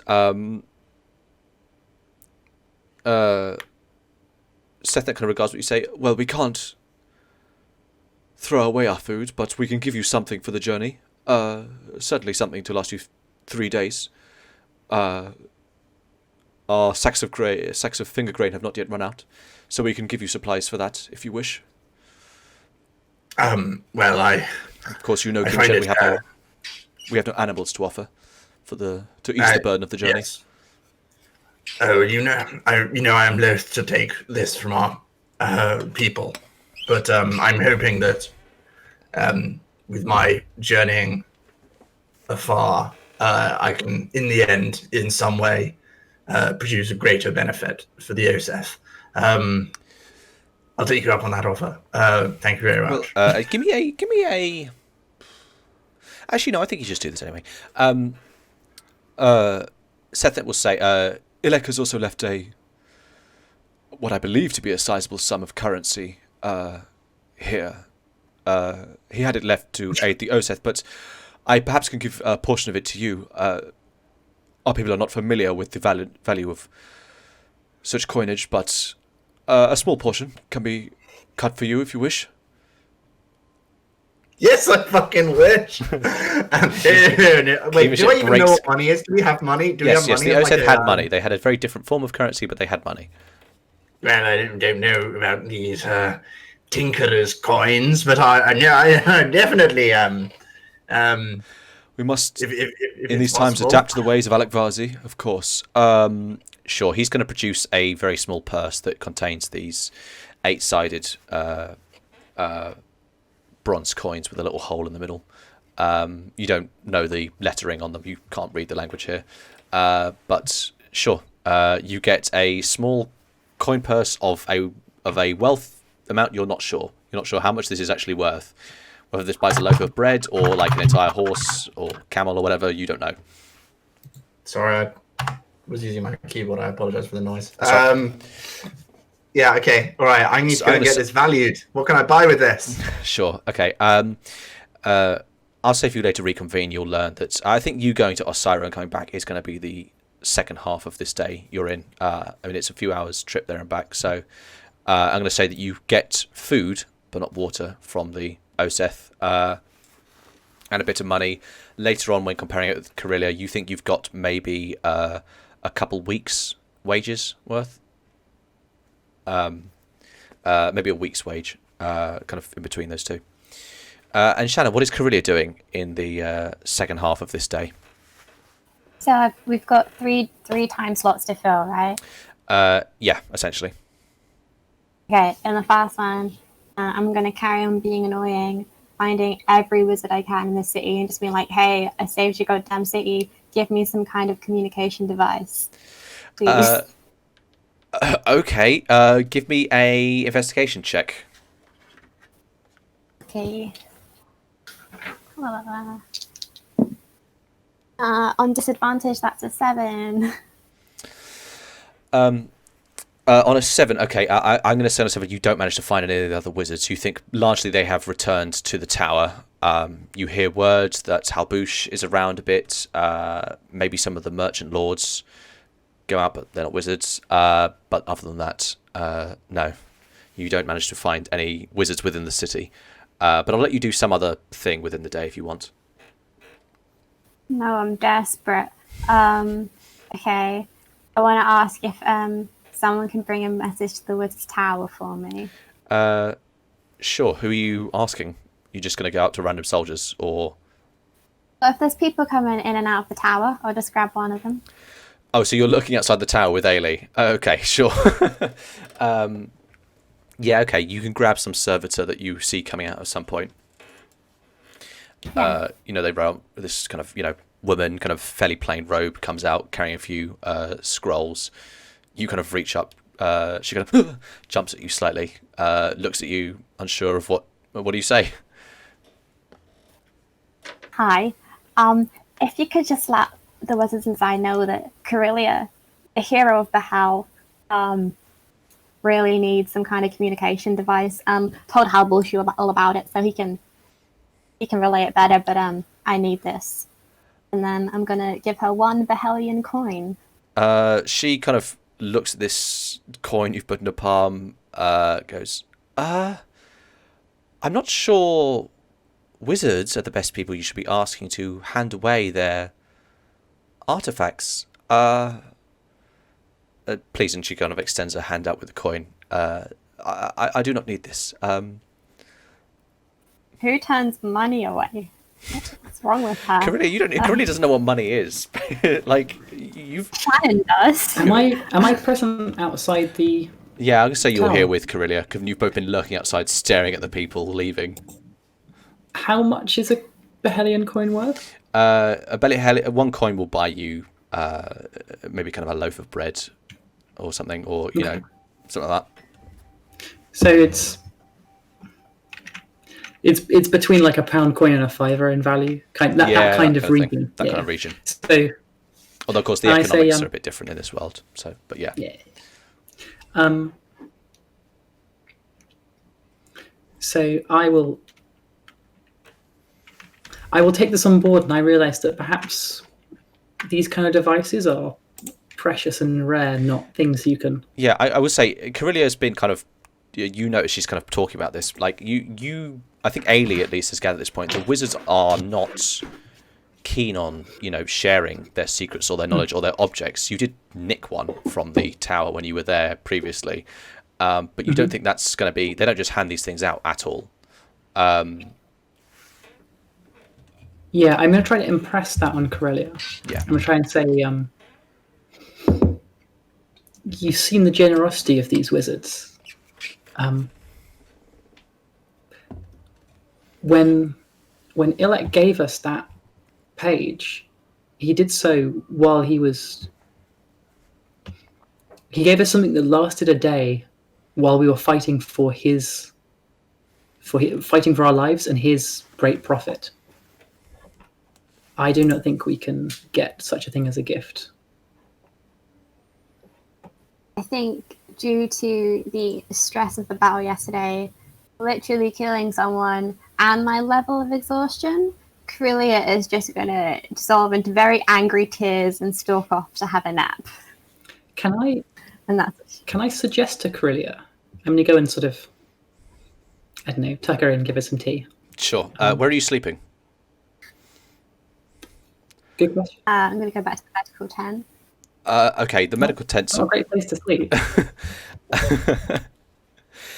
You might recall someone did give you housing in the city previously. You might recall. Oh, we have a house. Yeah, I'm going to sleep in our house. No, not housing. As in someone let you stay in their house. You might recall.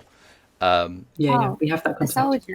Yeah, Fabat. You may recall. Fabat. That's what I said. Karilya's first love, but then you found out that he was married. So kids. Yeah. You don't want to bother him. Okay. I'm going to suggest again to Karilya, as I do this, that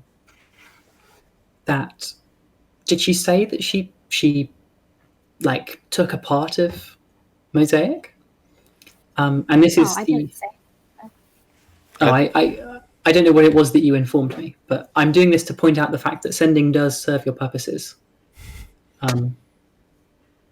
You can email someone from anywhere, right? Yeah, you could send a message saying, "Where are you right now?" I mean, that's certainly possible. I think what I wanted it for was if Sethnet ever needed help anywhere I was in the world, he could use this piece of paper and contact me. Yeah, so I'm going to say at this point, I think Karilya, as frustrated and sad as she is, she recognizes that what Ilek gave her was very specific to Ilek and only lasted a day. You're not going to be able to find something like that for Sethnet. Okay, then I'm going to go for a sad, angry nap. Thank you. Okay. You nap furiously. You try to find a corner of a medical tent somewhere. I'm going to just make a luck check here. The soldiers regard you, but decide not to bother you. Leonard? Sorry?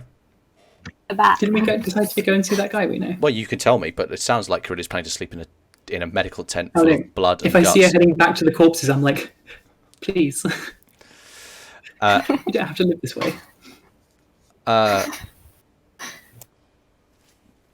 Sure, okay, well, I can say you can go to knock on Fabat's house on his door or something. But where's Kemashet here, Harry? Is he staying in Osiro on this night, or is he...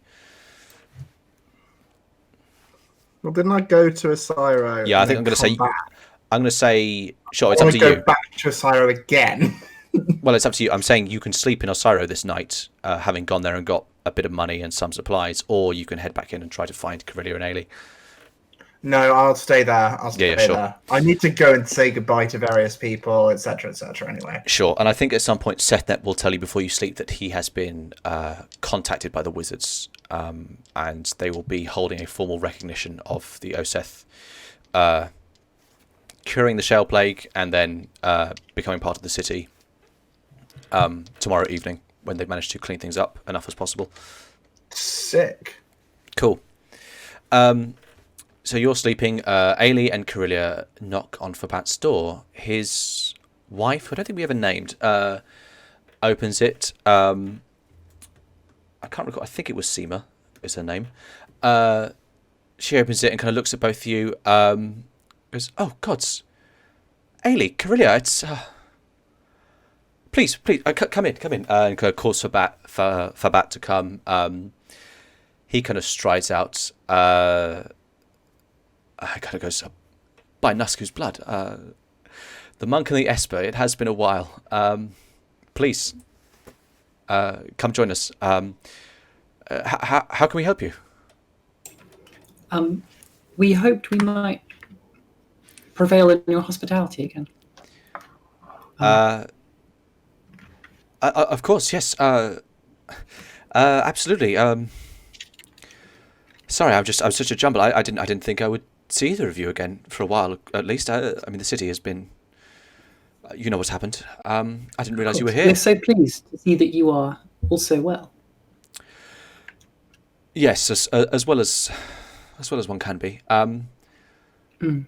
Yes, please. I'm sure we have enough food to feed you, and of course enough room. Yeah, and I'll say at that point then, you settle in for Pats again. It's a bit cramped, like it was previously. Not as cramped because you had Locks there and Barney as well. Fabat's kids and irritate you again. I'm sorry, Harry, I forgot you. You know. Oh, Jurab, of course, yeah. Yeah. Yes, of course, Jurab was there. I nearly forgot. Oh, the pain returns. Bring out that misery. We're not staying there for the night just yet. I was hoping to use the second half of the day to pursue this delegation. You're still you're in the second half of the day you're in. You're going to wake up tomorrow and you've got 2 halves of a day, so you can keep on pursuing tomorrow if you want. Cool. I'm going to say that night you talk with Fabat. His kids try to kind of clamber all over Aelie. He talks about things. I'm going to say at some point he does say, and the moustachioed one who was with you, and Locks as well, and Barney. I was told Barney had. Had been dragged somewhere by Ilek, but the other two, I'm not sure. How do they fare? Did they return to Behel? Jurab has, well, you understand why we were so pleased to see living friends. I understand. You have my condolences. I didn't know him very well, but he seemed like a nice person. He let my children hold guns, so no, but that's a joke. He doesn't say that he was bit. So kind. He doesn't say that part. He does know what guns are, but sure. Are there any conversations you have that you want to create with Fabat or his family? Okay, Brilliant. cool. You know that little vine of the girl that's like, I nap now. I'm like 30 seconds away from that, so Karilya's not. Sure. Yeah, Karilya knocked out. Aelie talks a bit longer. Eventually, you sleep. You have a fairly Spartan meal. You think food supplies are maybe a little low right now. I will try to impress on them some religious reassurance. They seem quite jangled at the moment. Now, at this point, I have to make some rolls. Let's see. It's for Bat, his 2 kids,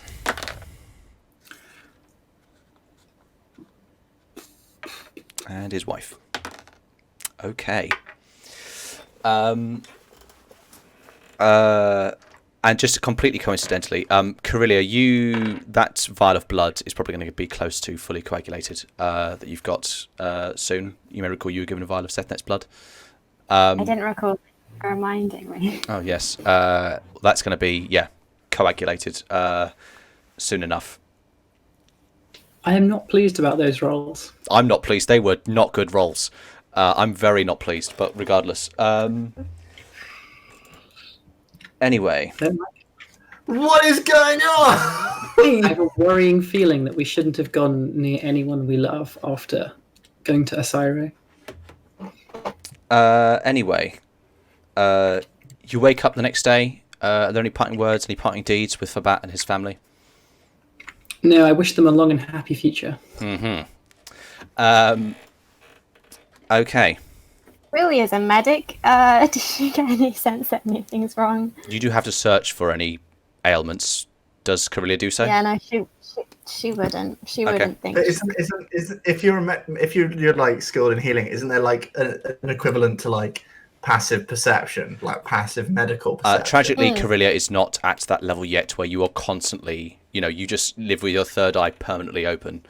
No, but when you're like a doctor and you walk down the street and you see someone like clutch their heart, you might be like, "Oh, they might." Yeah, but okay. I'll make it simple. You don't wake up and see anyone clutching their heart. No one goes, "Oh God, I feel really sick." So, that's that. So if there's nothing else, Fabat thanks you for your company, and you leave. I think sometime during the night, we definitely would have told them the really cool story about how the plague can be healed now by this guy Sethnet, this Seth who lives just a little bit away. That's a really cool story. We would have told them that. Well, I believe you just said that Karilya immediately falls asleep, so that's really up to Aelie.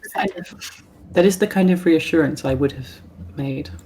Okay, yeah, I'm sure the plague will come up. You get the sense that Fabat doesn't think you've been in Osiro or anything. Okay. All right. We just kill a whole family. Who knows? Who knows? It's the first half of the day, the remaining day you have of preparation. What are you doing? Should we start with Aelie? What's Aelie doing? Unless you want to coordinate between you. I got to find this delegation. That's what I'm on to. Sure, give me another investigate check. I got to not fuck it up. Oh, well, there's my crit for the day. Is that natural 20? I crit when finding the investigation. Okay. Finding the delegation. Sure. All right, then. I'm going to say at some point you... Can I ask, is Karilya going around with Aelie at all? I was going to spend the day shopping. Okay. I'm going to say you very luckily catch someone at a point when you are with Karilya and they recognise her, and that buys you some kind of legitimacy because Karilya is now kind of recognised having stayed amongst the sick and healed a lot of them. They kind of give you, well, it's not publicly known yet, but yes, the merchant lord Cubus and the wizard Kobzai will be heading westward to Oudrind tomorrow morning. Is there something I can help you with? Halbouche said they might benefit from speaking with me. Oh well, I'm sure a friend of Karilya's can find some company amongst them. Of course, I will be pleased to bring such esteemed talent. I gesture to Karilya with me on such an important project. Wizards and can be fickle, and merchant lords can be miserly. So I cannot guarantee you a place amongst them. Of course, you understand. Thank you for your reassurance. Anyway, at one point she turns to Karilya. My brother is a soldier. You have my thanks. He said that you alleviated his pain. Thank you very much. And kind of just quickly kind of goes on her way. Sure. Is Aelie trying to do anything else beyond that in regards to this delegation? I was trying to leverage my crit into getting myself invited in, getting myself introduced to Cubus and what's his name? I keep thinking Coin Purse. Kobzai. You haven't met Kobzai. I don't think. You weren't one of the people. Oh, you went into the tower. Did you ever reach the roof of the tower? I can't remember. I fought all the way, and I believe we found some wizards in battle. Okay. I was with the fighting all the way to the end.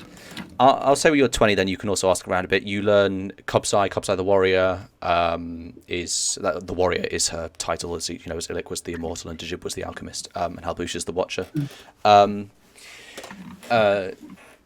Asking around, do you think that this is the person who created that kind of terrible magic artillery in the battle, which rained down upon the Thipians and decimated them where it struck?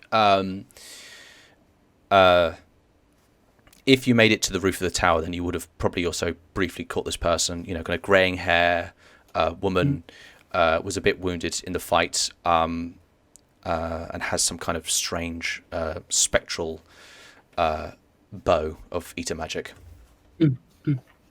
Yeah, I remember. Sure. So that's what you know of that person. I don't think you're going to be able to meet her beforehand, but I'll say it on a natural 20.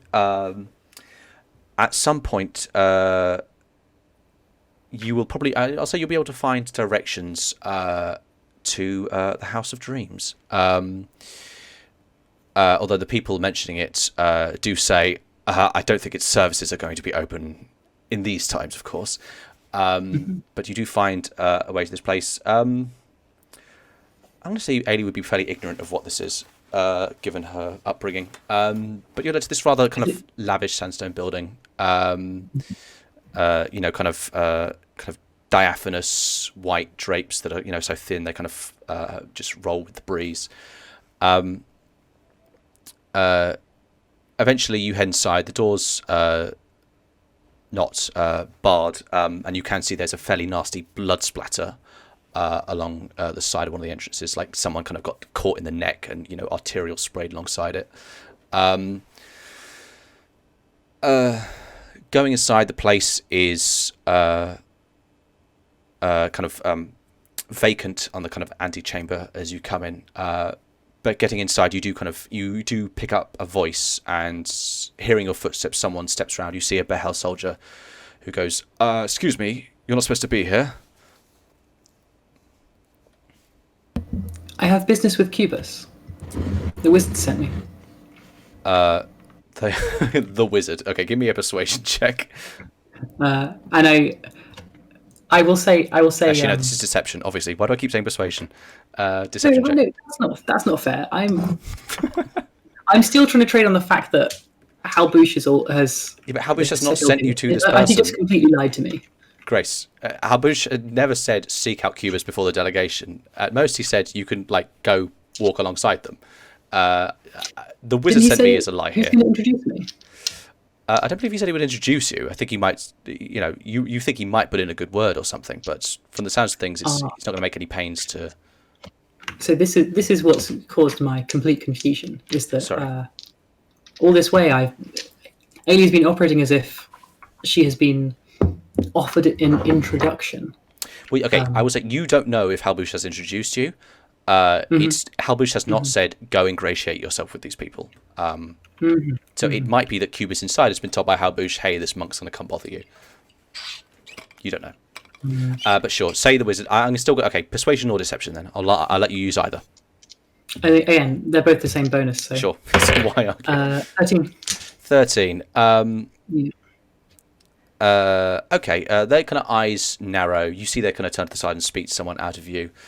You maybe catch someone says. You hear someone says the word. You know, kind of the phrase some kind of monk. I'm going to say you hear a rather kind of not booming, but kind of very kind of dominating voice kind of rolls over the conversation. You hear, "Ah, yes, I was told a monk might be visiting me. This guy sounds great. Please let her inside." The soldier parts way. You see a tree. You see a large cast square-based basin containing soil, and from it this twisted, knotted, almost like a bonsai tree that's gotten giant. This thing rises up only maybe a kind of a meter and a half, kind of between that. But you see this knotted and gnarled and twisted tree, which has a very kind of, you know, a certain beauty to it. The leaves are very green and lush. Twitches and kind of shudders very slowly, and somewhere within a kind of a hollow of its bark, a number of kind of fibrous parts vibrate to create a version of a voice. Yes. The monk Halbush mentioned you might present yourself before me. I'm afraid this is not the ideal place for someone of religious convictions, but perhaps there's something else I can help you with. And Aelie says, if we were to engage in scholarship, we might discuss how those of faith may go where they are not comfortable, and may be driven to do so. I will also say, in the interior, it's very kind of opulent. A lot of reclining sofas, pillows. There's a certain kind of almost impractical decadence to the place here. As much as is possible within this kind of technological era. But it's vacant aside from Cubus and these Behel soldiers around him, and you do see some blood in this area as well. You think maybe some... How aware am I that I'm in a den of sin? Give me a intelligence check. The House of Dreams. Yeah, I will say as well, on your natural 20, I think on the way here you will have picked up that Cubus, his merchant title is the Merchant of Dreams, but he's mockingly called the Merchant of Flesh. Yeah. So sex, not drugs, then. Yeah. Cool. But perhaps both, who knows? You can diversify, right? So I think. And also, I think actually, Aelie will not try and be a hard ass today. She will try to be meek and helpful. Sure. Okay. Also, I just on the Merchant of Flesh, I think it's also kind of a mocking name because they're a tree. So I'll say you'd have picked it up. You might have guessed they were a fighter before you entered here. Anyway, sorry. So what's Aelie saying? So she says, she looks around her doubtfully, and she says,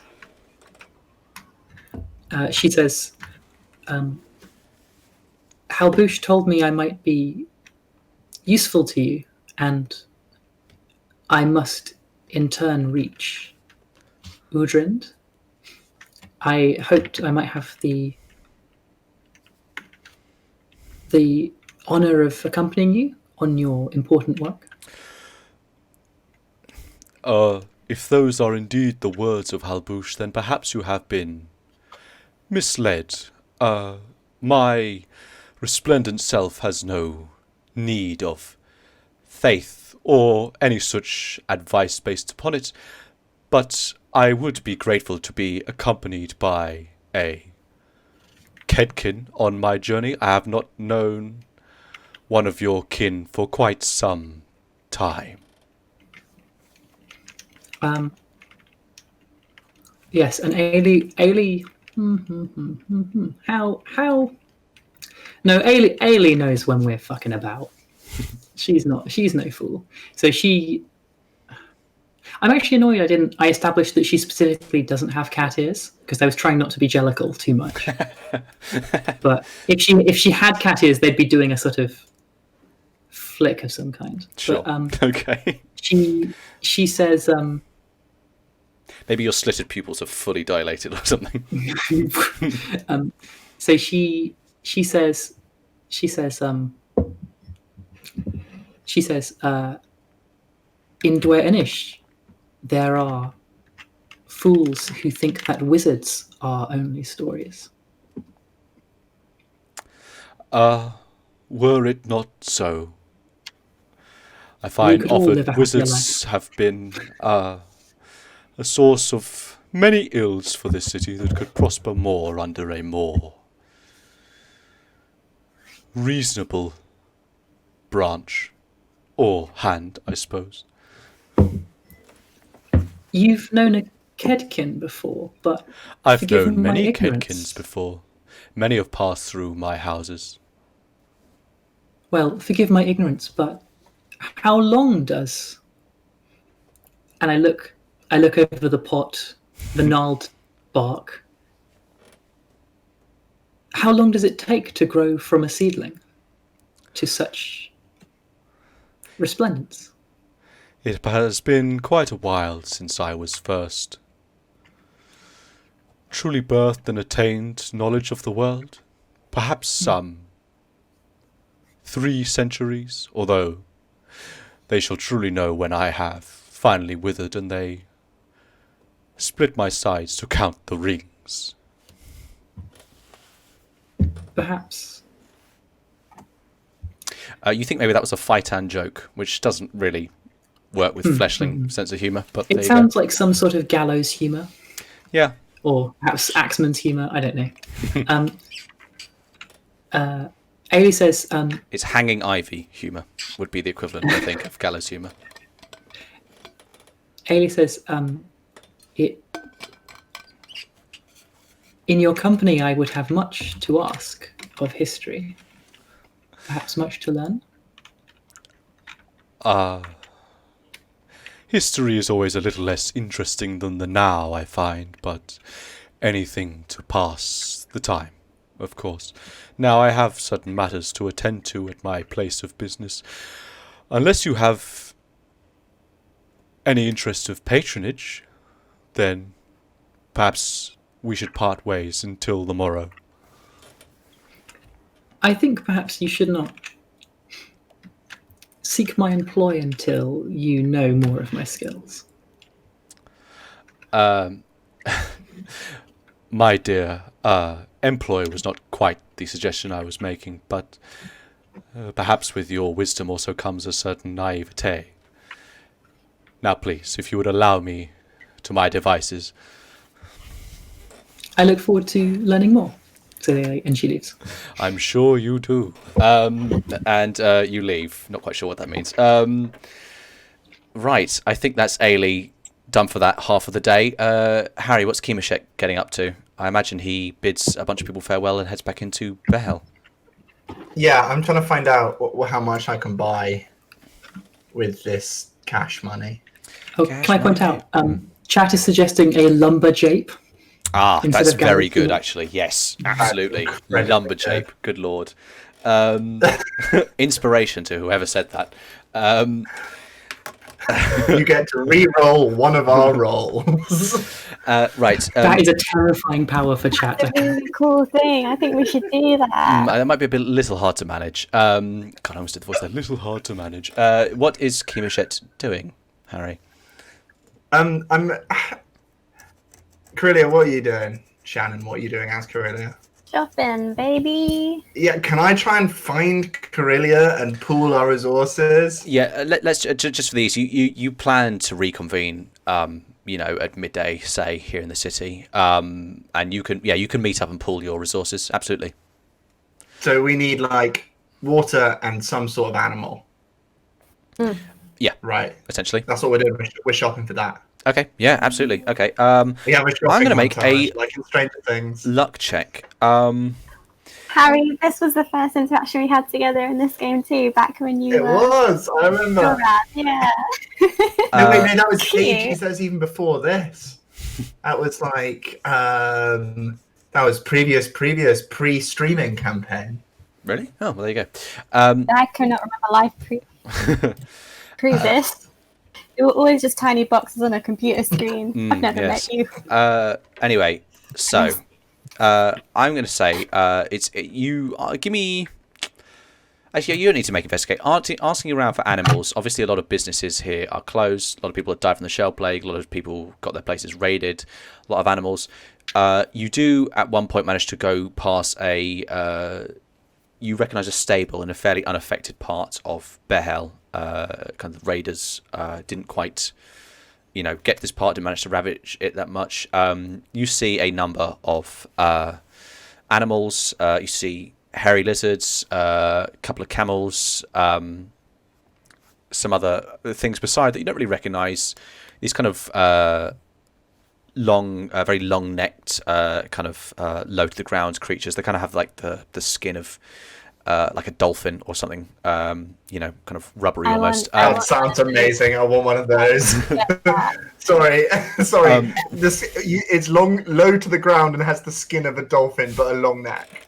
Yeah. It's kind of reptilian, but without scales in a certain sense. Does the neck go along the ground, or up no, like the neck kind of raises up, but its body is shallow down. But is it hairy though? Not hairy, not hairy. Slick and smooth. Looking around this place, it's clear the animals have been fed and watered. Eventually, I'm going to say you knock on the door. For a while, no one answers for a bit, and then eventually it opens up. You see an older man. I think Karilya, you can immediately tell there's a sadness to this person. This is one of Barney's friends, although you never met them. They open the door. They go, "Yeah, hello. Can I help you?" Does anyone recall this character from the first session? Yeah, the Muppet. I remember him. Sure. Inspiration, if anyone remembers enough to tell me what the tragedy is that's befallen this person. But regardless, anyway, they open it kind of slightly a crack. You see their face inside. Hello, can I help you? Can I just I'm going to let the one with 20 charisma do the talking.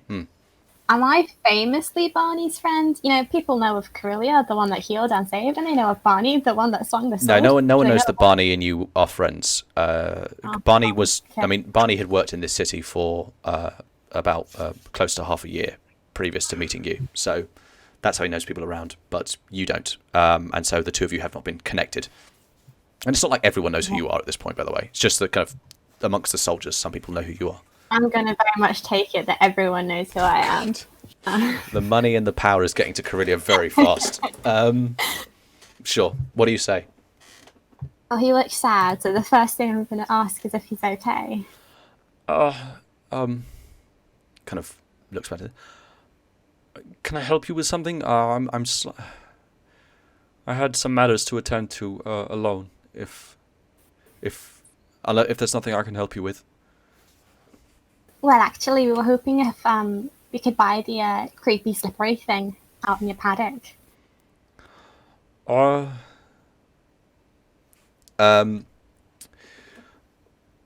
Give me a persuasion check. Okay. I napped. No Sorry, disadvantage. if you need to be persuaded to sell the thing that his livelihood to sell. Yeah, because his business is not really like operating right now for personal reasons. Okay. 13. I would prefer to be trading my animals at a later date. Come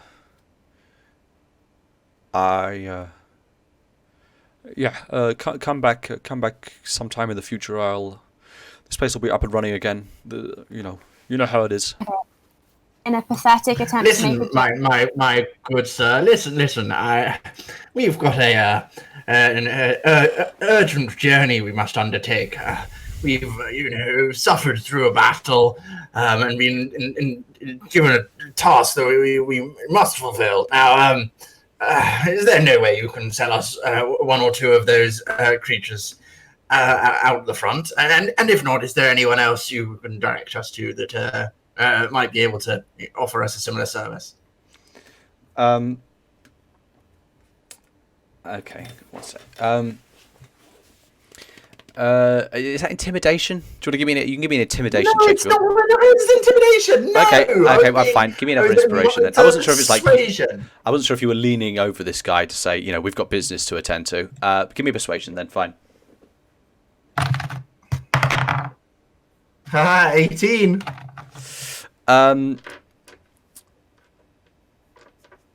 Okay. Can I use performance if I'd said it in a sing-song voice? No, you can't, Harry. That would be Fine, that would be fine, weird fine. and No, scary. fine. Okay. Okay. He's just going to say, very, very well. Which of the animals you wish to take? Yeah, I think we had our. We were definitely interested in those. Lithe, slippery boys. Oh God. Over there. Uh, There's nothing sexual in Camushet's mind about what he's saying, by the way. what is your intention for these animals? Can I ask? Well, we need something to ride. And we would just be so kind to them. We would stroke them every day. You should have seen a previous member of our party. He loved animals so very much, and he's left us on a trip now. But Barney was great with animals. dropping it in there. You name drop Barney. All right. You We work it in. You knew Barney. That's nice. He was here just yesterday. I hope he's well on his journey. I'll the Quasi-Fex is the name of the animals you're asking about. They're not very good for riding, but they're more suited for guard animals. A keen sense of smell and a nasty bite, but camels and hairy lizards are probably better for riding or as pack animals. Come on, I'll help you. This person opens the door fully and comes out, and his sad aura just kind of washes over you, and he very kind of slowly goes through this place and says, "I was very lucky to not have my stock slaughtered by the invaders. Well, lucky. So, are you sure? I can sell whatever you. I can sell you what you like. I'm not particularly fussed about holding on to any of these right now. But you can tell me what it is you want." Mr. Jordan Peterson, is that you? I was told to. Sorry, yeah, I couldn't get that out of my head. No, it's supposed to be. It's supposed to be a Jordan Peterson voice because I established that his son has a Jordan Peterson accent. Or an accent voice. Anyway, yeah. What is it you're buying? Karilya's wandered over to the Slippery Boys, and she wants to test.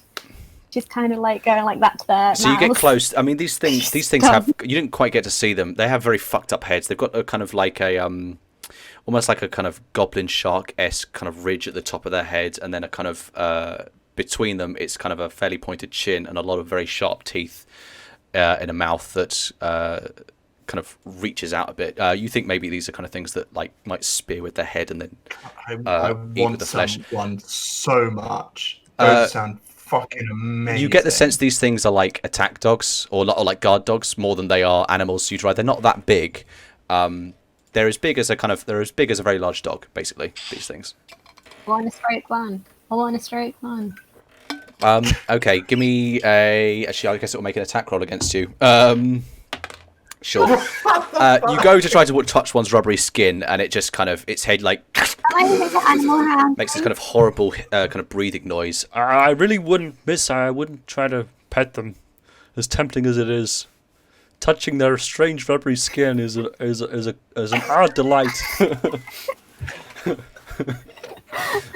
I've had a number of customers lose their hands trying to pet What these is it with things. the animals in this setting?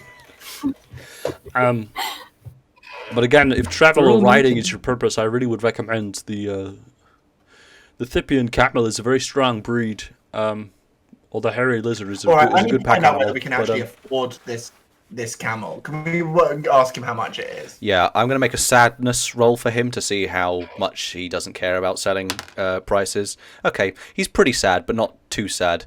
Okay, so it will cost you, I'm going to say, basically a third of what Kemashet and Karilya have got between them to buy one animal.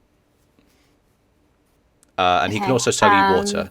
He says, I can connect you to a water merchant if you want, who supplies my animals as well, if you need that for the journey. I'm very happy to do that for you. I'm just going to drop Barney's name one more time, and I'm going to say, oh, Barney must have made a killing if he worked with animals. I don't know why he would have been a soldier. He was Nice little profit you're making. he was So a how much is talented the person. water? okay, so I'll say, are you planning to buy one or two animals? If you buy three, that's all your money gone. So I'm assuming not three, but are you planning to buy one or two?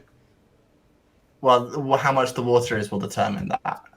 The water's How much would 3 days water for 3 people be? not that much. It's not going to cost you an arm and a leg. By the way, 1 person's worth of water for a day is called an obol in common vernacular. I remember. So that'd be 9 obols. So 9 obols, it's going to cost you... Sorry? I think we should get more than 3 days worth of water. Look, I'll say overall it's going to take you just... let's say, just for the sake of ease, it's going to be 3/4 of your month's wages for 2 animals in the water, or I'll put it at half if you just want 1 animal in the water. Well, what if? What if we take the 2 animals, but when we're finished with our journey, we can bring them on back to you? No, I'm an animal trader. I'm not an animal renter. There are people in the city if you wish to rent animals from, but that's not... Well, you're free to sell them back to me, of course, but I do not rent out the animals. You certainly can sell them back if you return them, though. Okay. I think, Harry, we should go for 1 animal, but I'll easily be persuaded to 2. What, and all 3 of us sit on it? Well, no, I just thought it would carry our stuff and we would walk. I kind of want to ride the animal. You can just about ride the hairy lizards, it's just very greasy. I'm tempted to get 3 animals and see if we can find the water elsewhere. Okay, to be That's gonna be clear, rough. 3 animals is going to be all of your money. So, yeah. Yeah. Animals. No, let's do 1 animal. What do you think, Grace? What does the Spectre of Aelie say? I'm tempted by 2 animals in the water, because 2 animals could be Aelie and Karilya on one and Kimashet on the other, and that might let us get away from something in a hurry if we need to. That's true. That's a good idea. I like that idea. That's a good idea. And also, if the delegation won't wait for us if we walk, that might be important. Yeah, let's get 2 animals. Sure, so is that 2 camels then, so you can all ride them, or... Yeah. Okay, very well. And I'll sell you from my supply of water, and I can organize on my end replenishing. Okay. Cool, and I'll say you resolve the transaction. Really hands him 1 coin. Hands him what, sorry? 1 coin. What, like as a tip? No, as payment. It's going to cost a bit more than this, I'm afraid. Let's just skip to the resolving of the transaction. So you've got a little bit of money left. He gives you 2 Thipian camels, water to feed them, water to feed yourselves, and that leaves you with a bit of money left. Essentially got 2 weeks worth of wages left. Thank you for your patronage. Of course, if you wish to return the animals and sell them back, that's something I'm open to. If you see Barney again, if you could ask him to come by, that would be appreciated. Thank you again. And he kind of heads back to his attached house to this place. Hey, little buddy. Hey. I want to ask him if there's anything we can help him with. It should be clear, this person's quite old. He's a kind of maybe a 40-year-old man. I want to ask if there's anything we can do to help him with anything. He closes the door. Ka-chunk. I'm going to say you miss your window. Okay. To pick up the pace now, is there anything else you're doing? You've got food, you've got water, you've got animals to travel with. Is there anything else you're doing in Behel before you depart? I'm waiting for this fucking formal announcement. Sure. Well, if no one does anything else, then eventually... I'm going to study my artifacts, if I may. That's what I do for the rest of the day. Oh, yeah, okay. Give me an Arcana check, and we'll add to your I'd love to. Arcana checking total. 17. One sec. plus 17. Okay. You make some of the way there, but the more you do, the more you learn you have a ways to go. Knowledge only expands your ignorance. Do you want me to tell you which one I studied? Or is it I'm just assuming this is an you. overall- You kind of there's essentially a natural progression here, kind of behind the scenes, of kind of each thing is a kind of is a tertiary level of study. So you're kind of going to go through one to the other. That night, there is a gathering of Thipian soldiers who are kind of still primarily the only people operating in the streets. It's essentially the servitors of the tower and the soldiers who don't have the plague, because everyone else is still they're trying to maintain a quarantine here. And the soldiers still have to look after. Thipian? Sorry, Thipian? did I say Thipian? Sorry, Beheli soldiers. Whoops.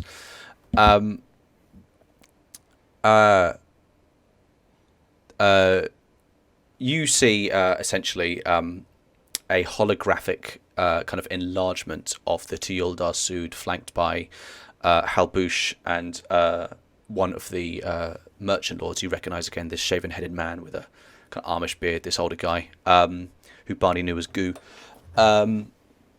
appear, and they speak of the Oseth aid in this victory, that they were integral to the survival of Behel and its way of life, and have managed to shrug off the terrible curse of the Shale Plague, a gift that they're willing to share with us. And it's kind of framed by Sud as, it is only sensible that given that they have aided us militarily, given they are offering us this gift of a cure, that they be allowed to come down from the harsh terrain of the Range of Lions and settle here in the city of Behel.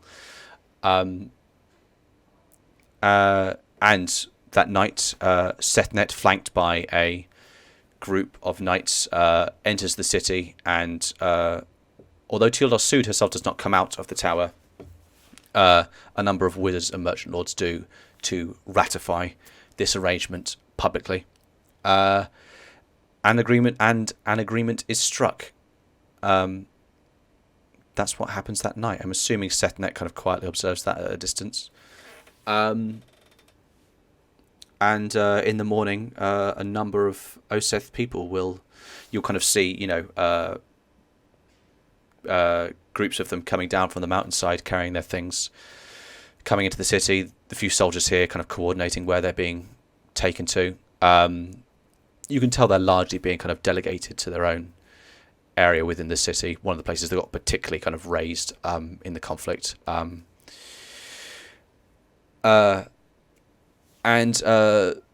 later on, if you catch it, actually, I suppose you'll be leaving. But you will hear talk of kind of this ceremony that is being prepared for Sethnet to administer his cure. And there's a hint of excitement that these people hear that it is the leader of the Oseth himself who has the kind of the magic to him, as it were. If there's nothing else you do in Behel, then do you sleep at Fabat's, or do you sleep somewhere else? I mean, I definitely don't sleep at Fabat's. You definitely don't. Is there anything anywhere I can sleep at the moment? Yeah, I mean, you can sleep in a stable if you want. You've got animals with you. You can mingle amongst the Oseth. Are there Oseth like moving in with tents or whatever to the city yet? No, they're moving into the actual houses here. There's been a number of vacant houses in the city because of people dying from the Shale Plague and the invasion. You can sleep. I would say that the King Mashet sleeps amongst the Oseth. Yeah, that's what I was thinking. In the evening after Sethnet's agreement. Karilya and Aelie, you can go with the Oseth if you want. I mean, you're certainly welcome amongst them. I think in character, there's no reason not to return to Fabat and his family. Okay. Sure. Okay. Yeah. Okay. You do so. I'm assuming you're using the stable of... you didn't get the name of this old guy, but Hector is his name, to hold the animals until you take them tomorrow. You sleep after this agreement. You wake up. I mean, Fabat gets up very early to get to his work. You get the sense that maybe he's been kind of promoted, given a certain amount of vacuum of captains after the conflict, and kind of now has a lot of responsibilities to be taken care of. His one of his kids keeps scratching themselves on the arms in the night. It's kind of irritating. You get up. Yeah.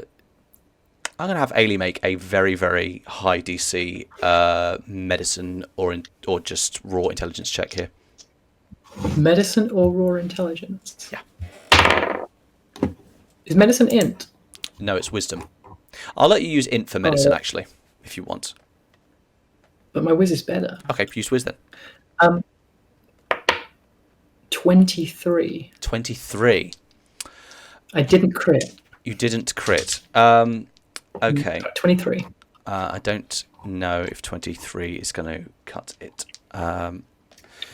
You think his kid might be sick, but no, you think maybe his kid just like has an itch. Maybe they got bitten by a bug or something. Okay. You get up. Hang on, I've had the shale plague. Yeah, I know. I'm not sure if a 20 or a 25 should cut it if you've had it. Would Ailey scrutinise the itching? Honestly. Ailey is very sensitive to sound, and probably it woke her in the night. And she you've heard this kid itching all night. Sure. Okay. We're wrangling things a bit here, but I will say on a 23, then that'll be a DC of 20 since you had it previously. And if you do scrutinise it, you'll see the same rawness of skin at the elbow joints that you recall previously having when you caught the beginnings of the shale plague. Does Eddie do anything? Yeah, I tell his wife. I say, I try to break it to her gently, but the content is those symptoms are dangerous. You must seek out the cure. You must do it now. Okay, I mean, pretty much. If you say this to her, she pretty much gets pale. You have an in with Sethnet. You can talk to him directly if you want. Yeah, but that's what I'm saying. Is I'm being like, you have to act. Come with me. Okay. Sure. Early stage, can't I heal it? Because I healed Ailey. You can try. Sure. It doesn't immunise them from the plague. Yeah, and like immunized as you've been having the plague. I don't know if I'm immune to the plague because I've been carrying it to people. Yeah, you still haven't been cured by Sethnet, so you don't know. I know. I could have carried it. That's fine. Neither. Well. Yeah, either of you can be carriers. I'm going to say you got to come, and I'm going to take them to Sethnet. That's what my last half day is. Sure. Well, it's the morning after, so assuming you're going to be joining this delegation. Oh shit! You worry the delegation, which said they were leaving at dawn, might go if you take the time to take these to take Fabat's family to Sethnet. I find some Oseth. I tell them who I am.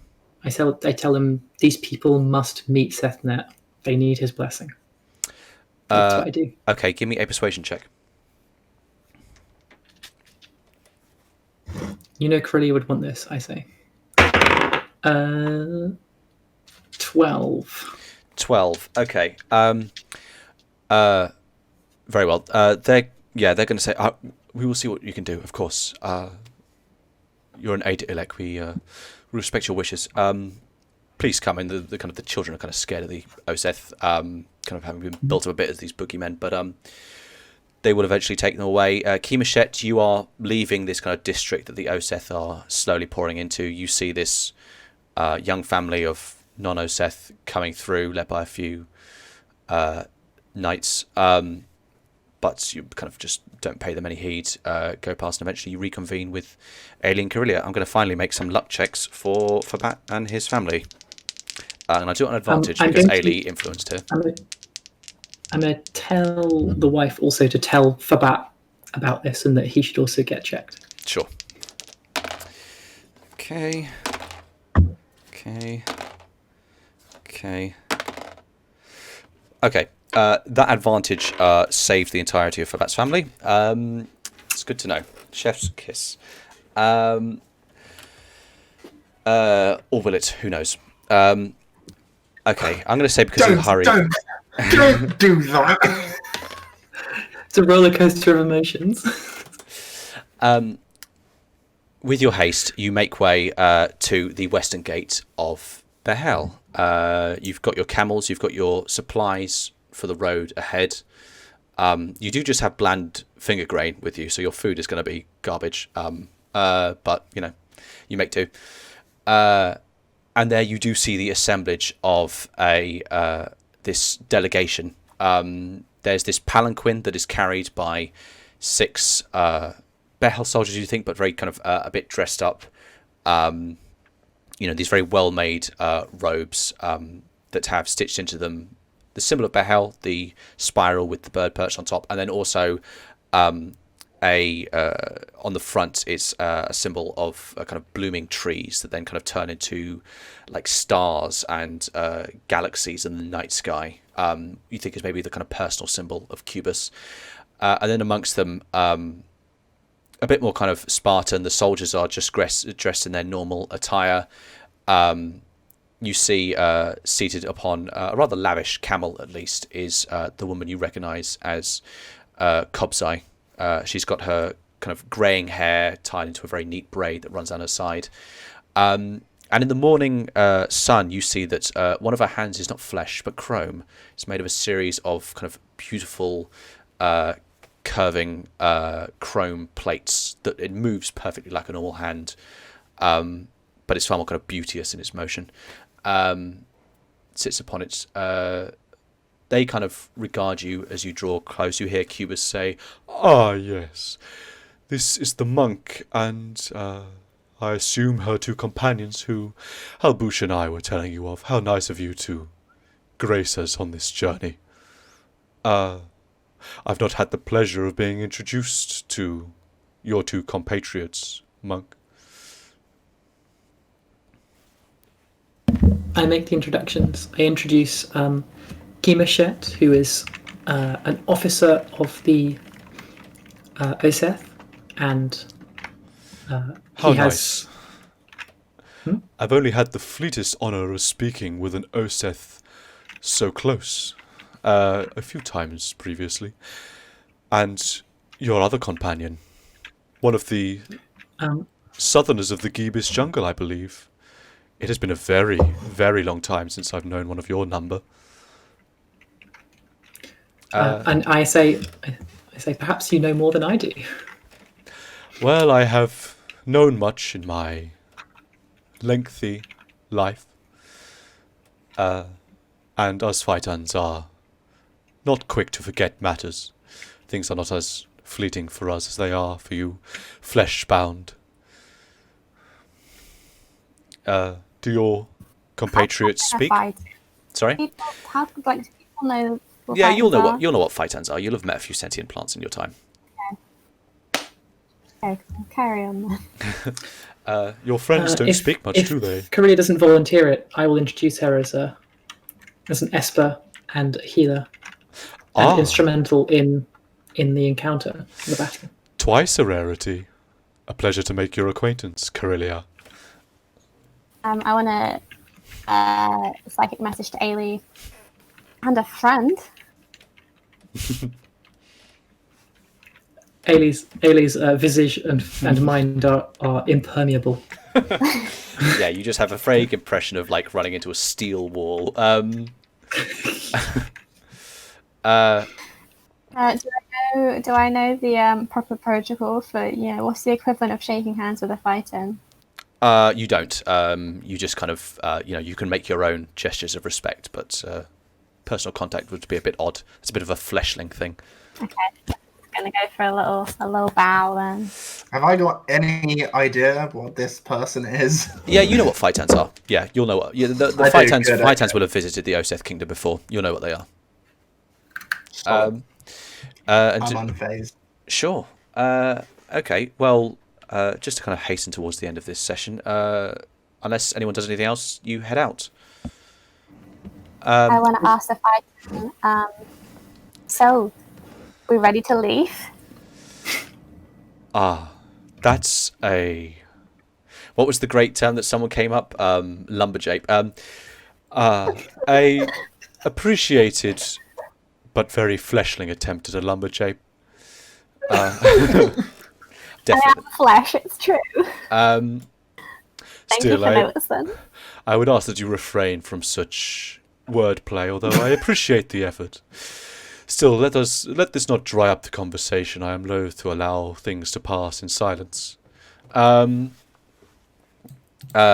on the other hand, does not seem particularly interested in talking, unless you seek it. I would like to try to provoke acknowledgement. I'd like to say, I'd like to tell her it's an honor to meet her again after we met on the tower roof. Sure. She looks at you. As she turns, you see that she has quite a harsh scarring on the neck, and there's you can see this kind of grilled silver kind of round shape that has been embedded into it. And as she speaks, her lips move, but you can tell that the sound of her voice is coming from this object in her neck rather than her mouth itself. She goes, yes, a rather embarrassing moment of mine. Am I right in thinking we came to their aid? Yes. Yeah, I mean, it's kind of basically like she was like getting stabbed by soldiers and, kind of them getting attacked from behind, managed to kind of more or less resolve things without her being, killed outright. And I will say, I don't wish to recall pain, but to celebrate battles fought together. I'd rather not celebrate a moment ill-befitting of one of the title, the warrior, but I appreciate the gesture. I assume you head out. You set out westbound. For Oudrind, let me get the map up. Map.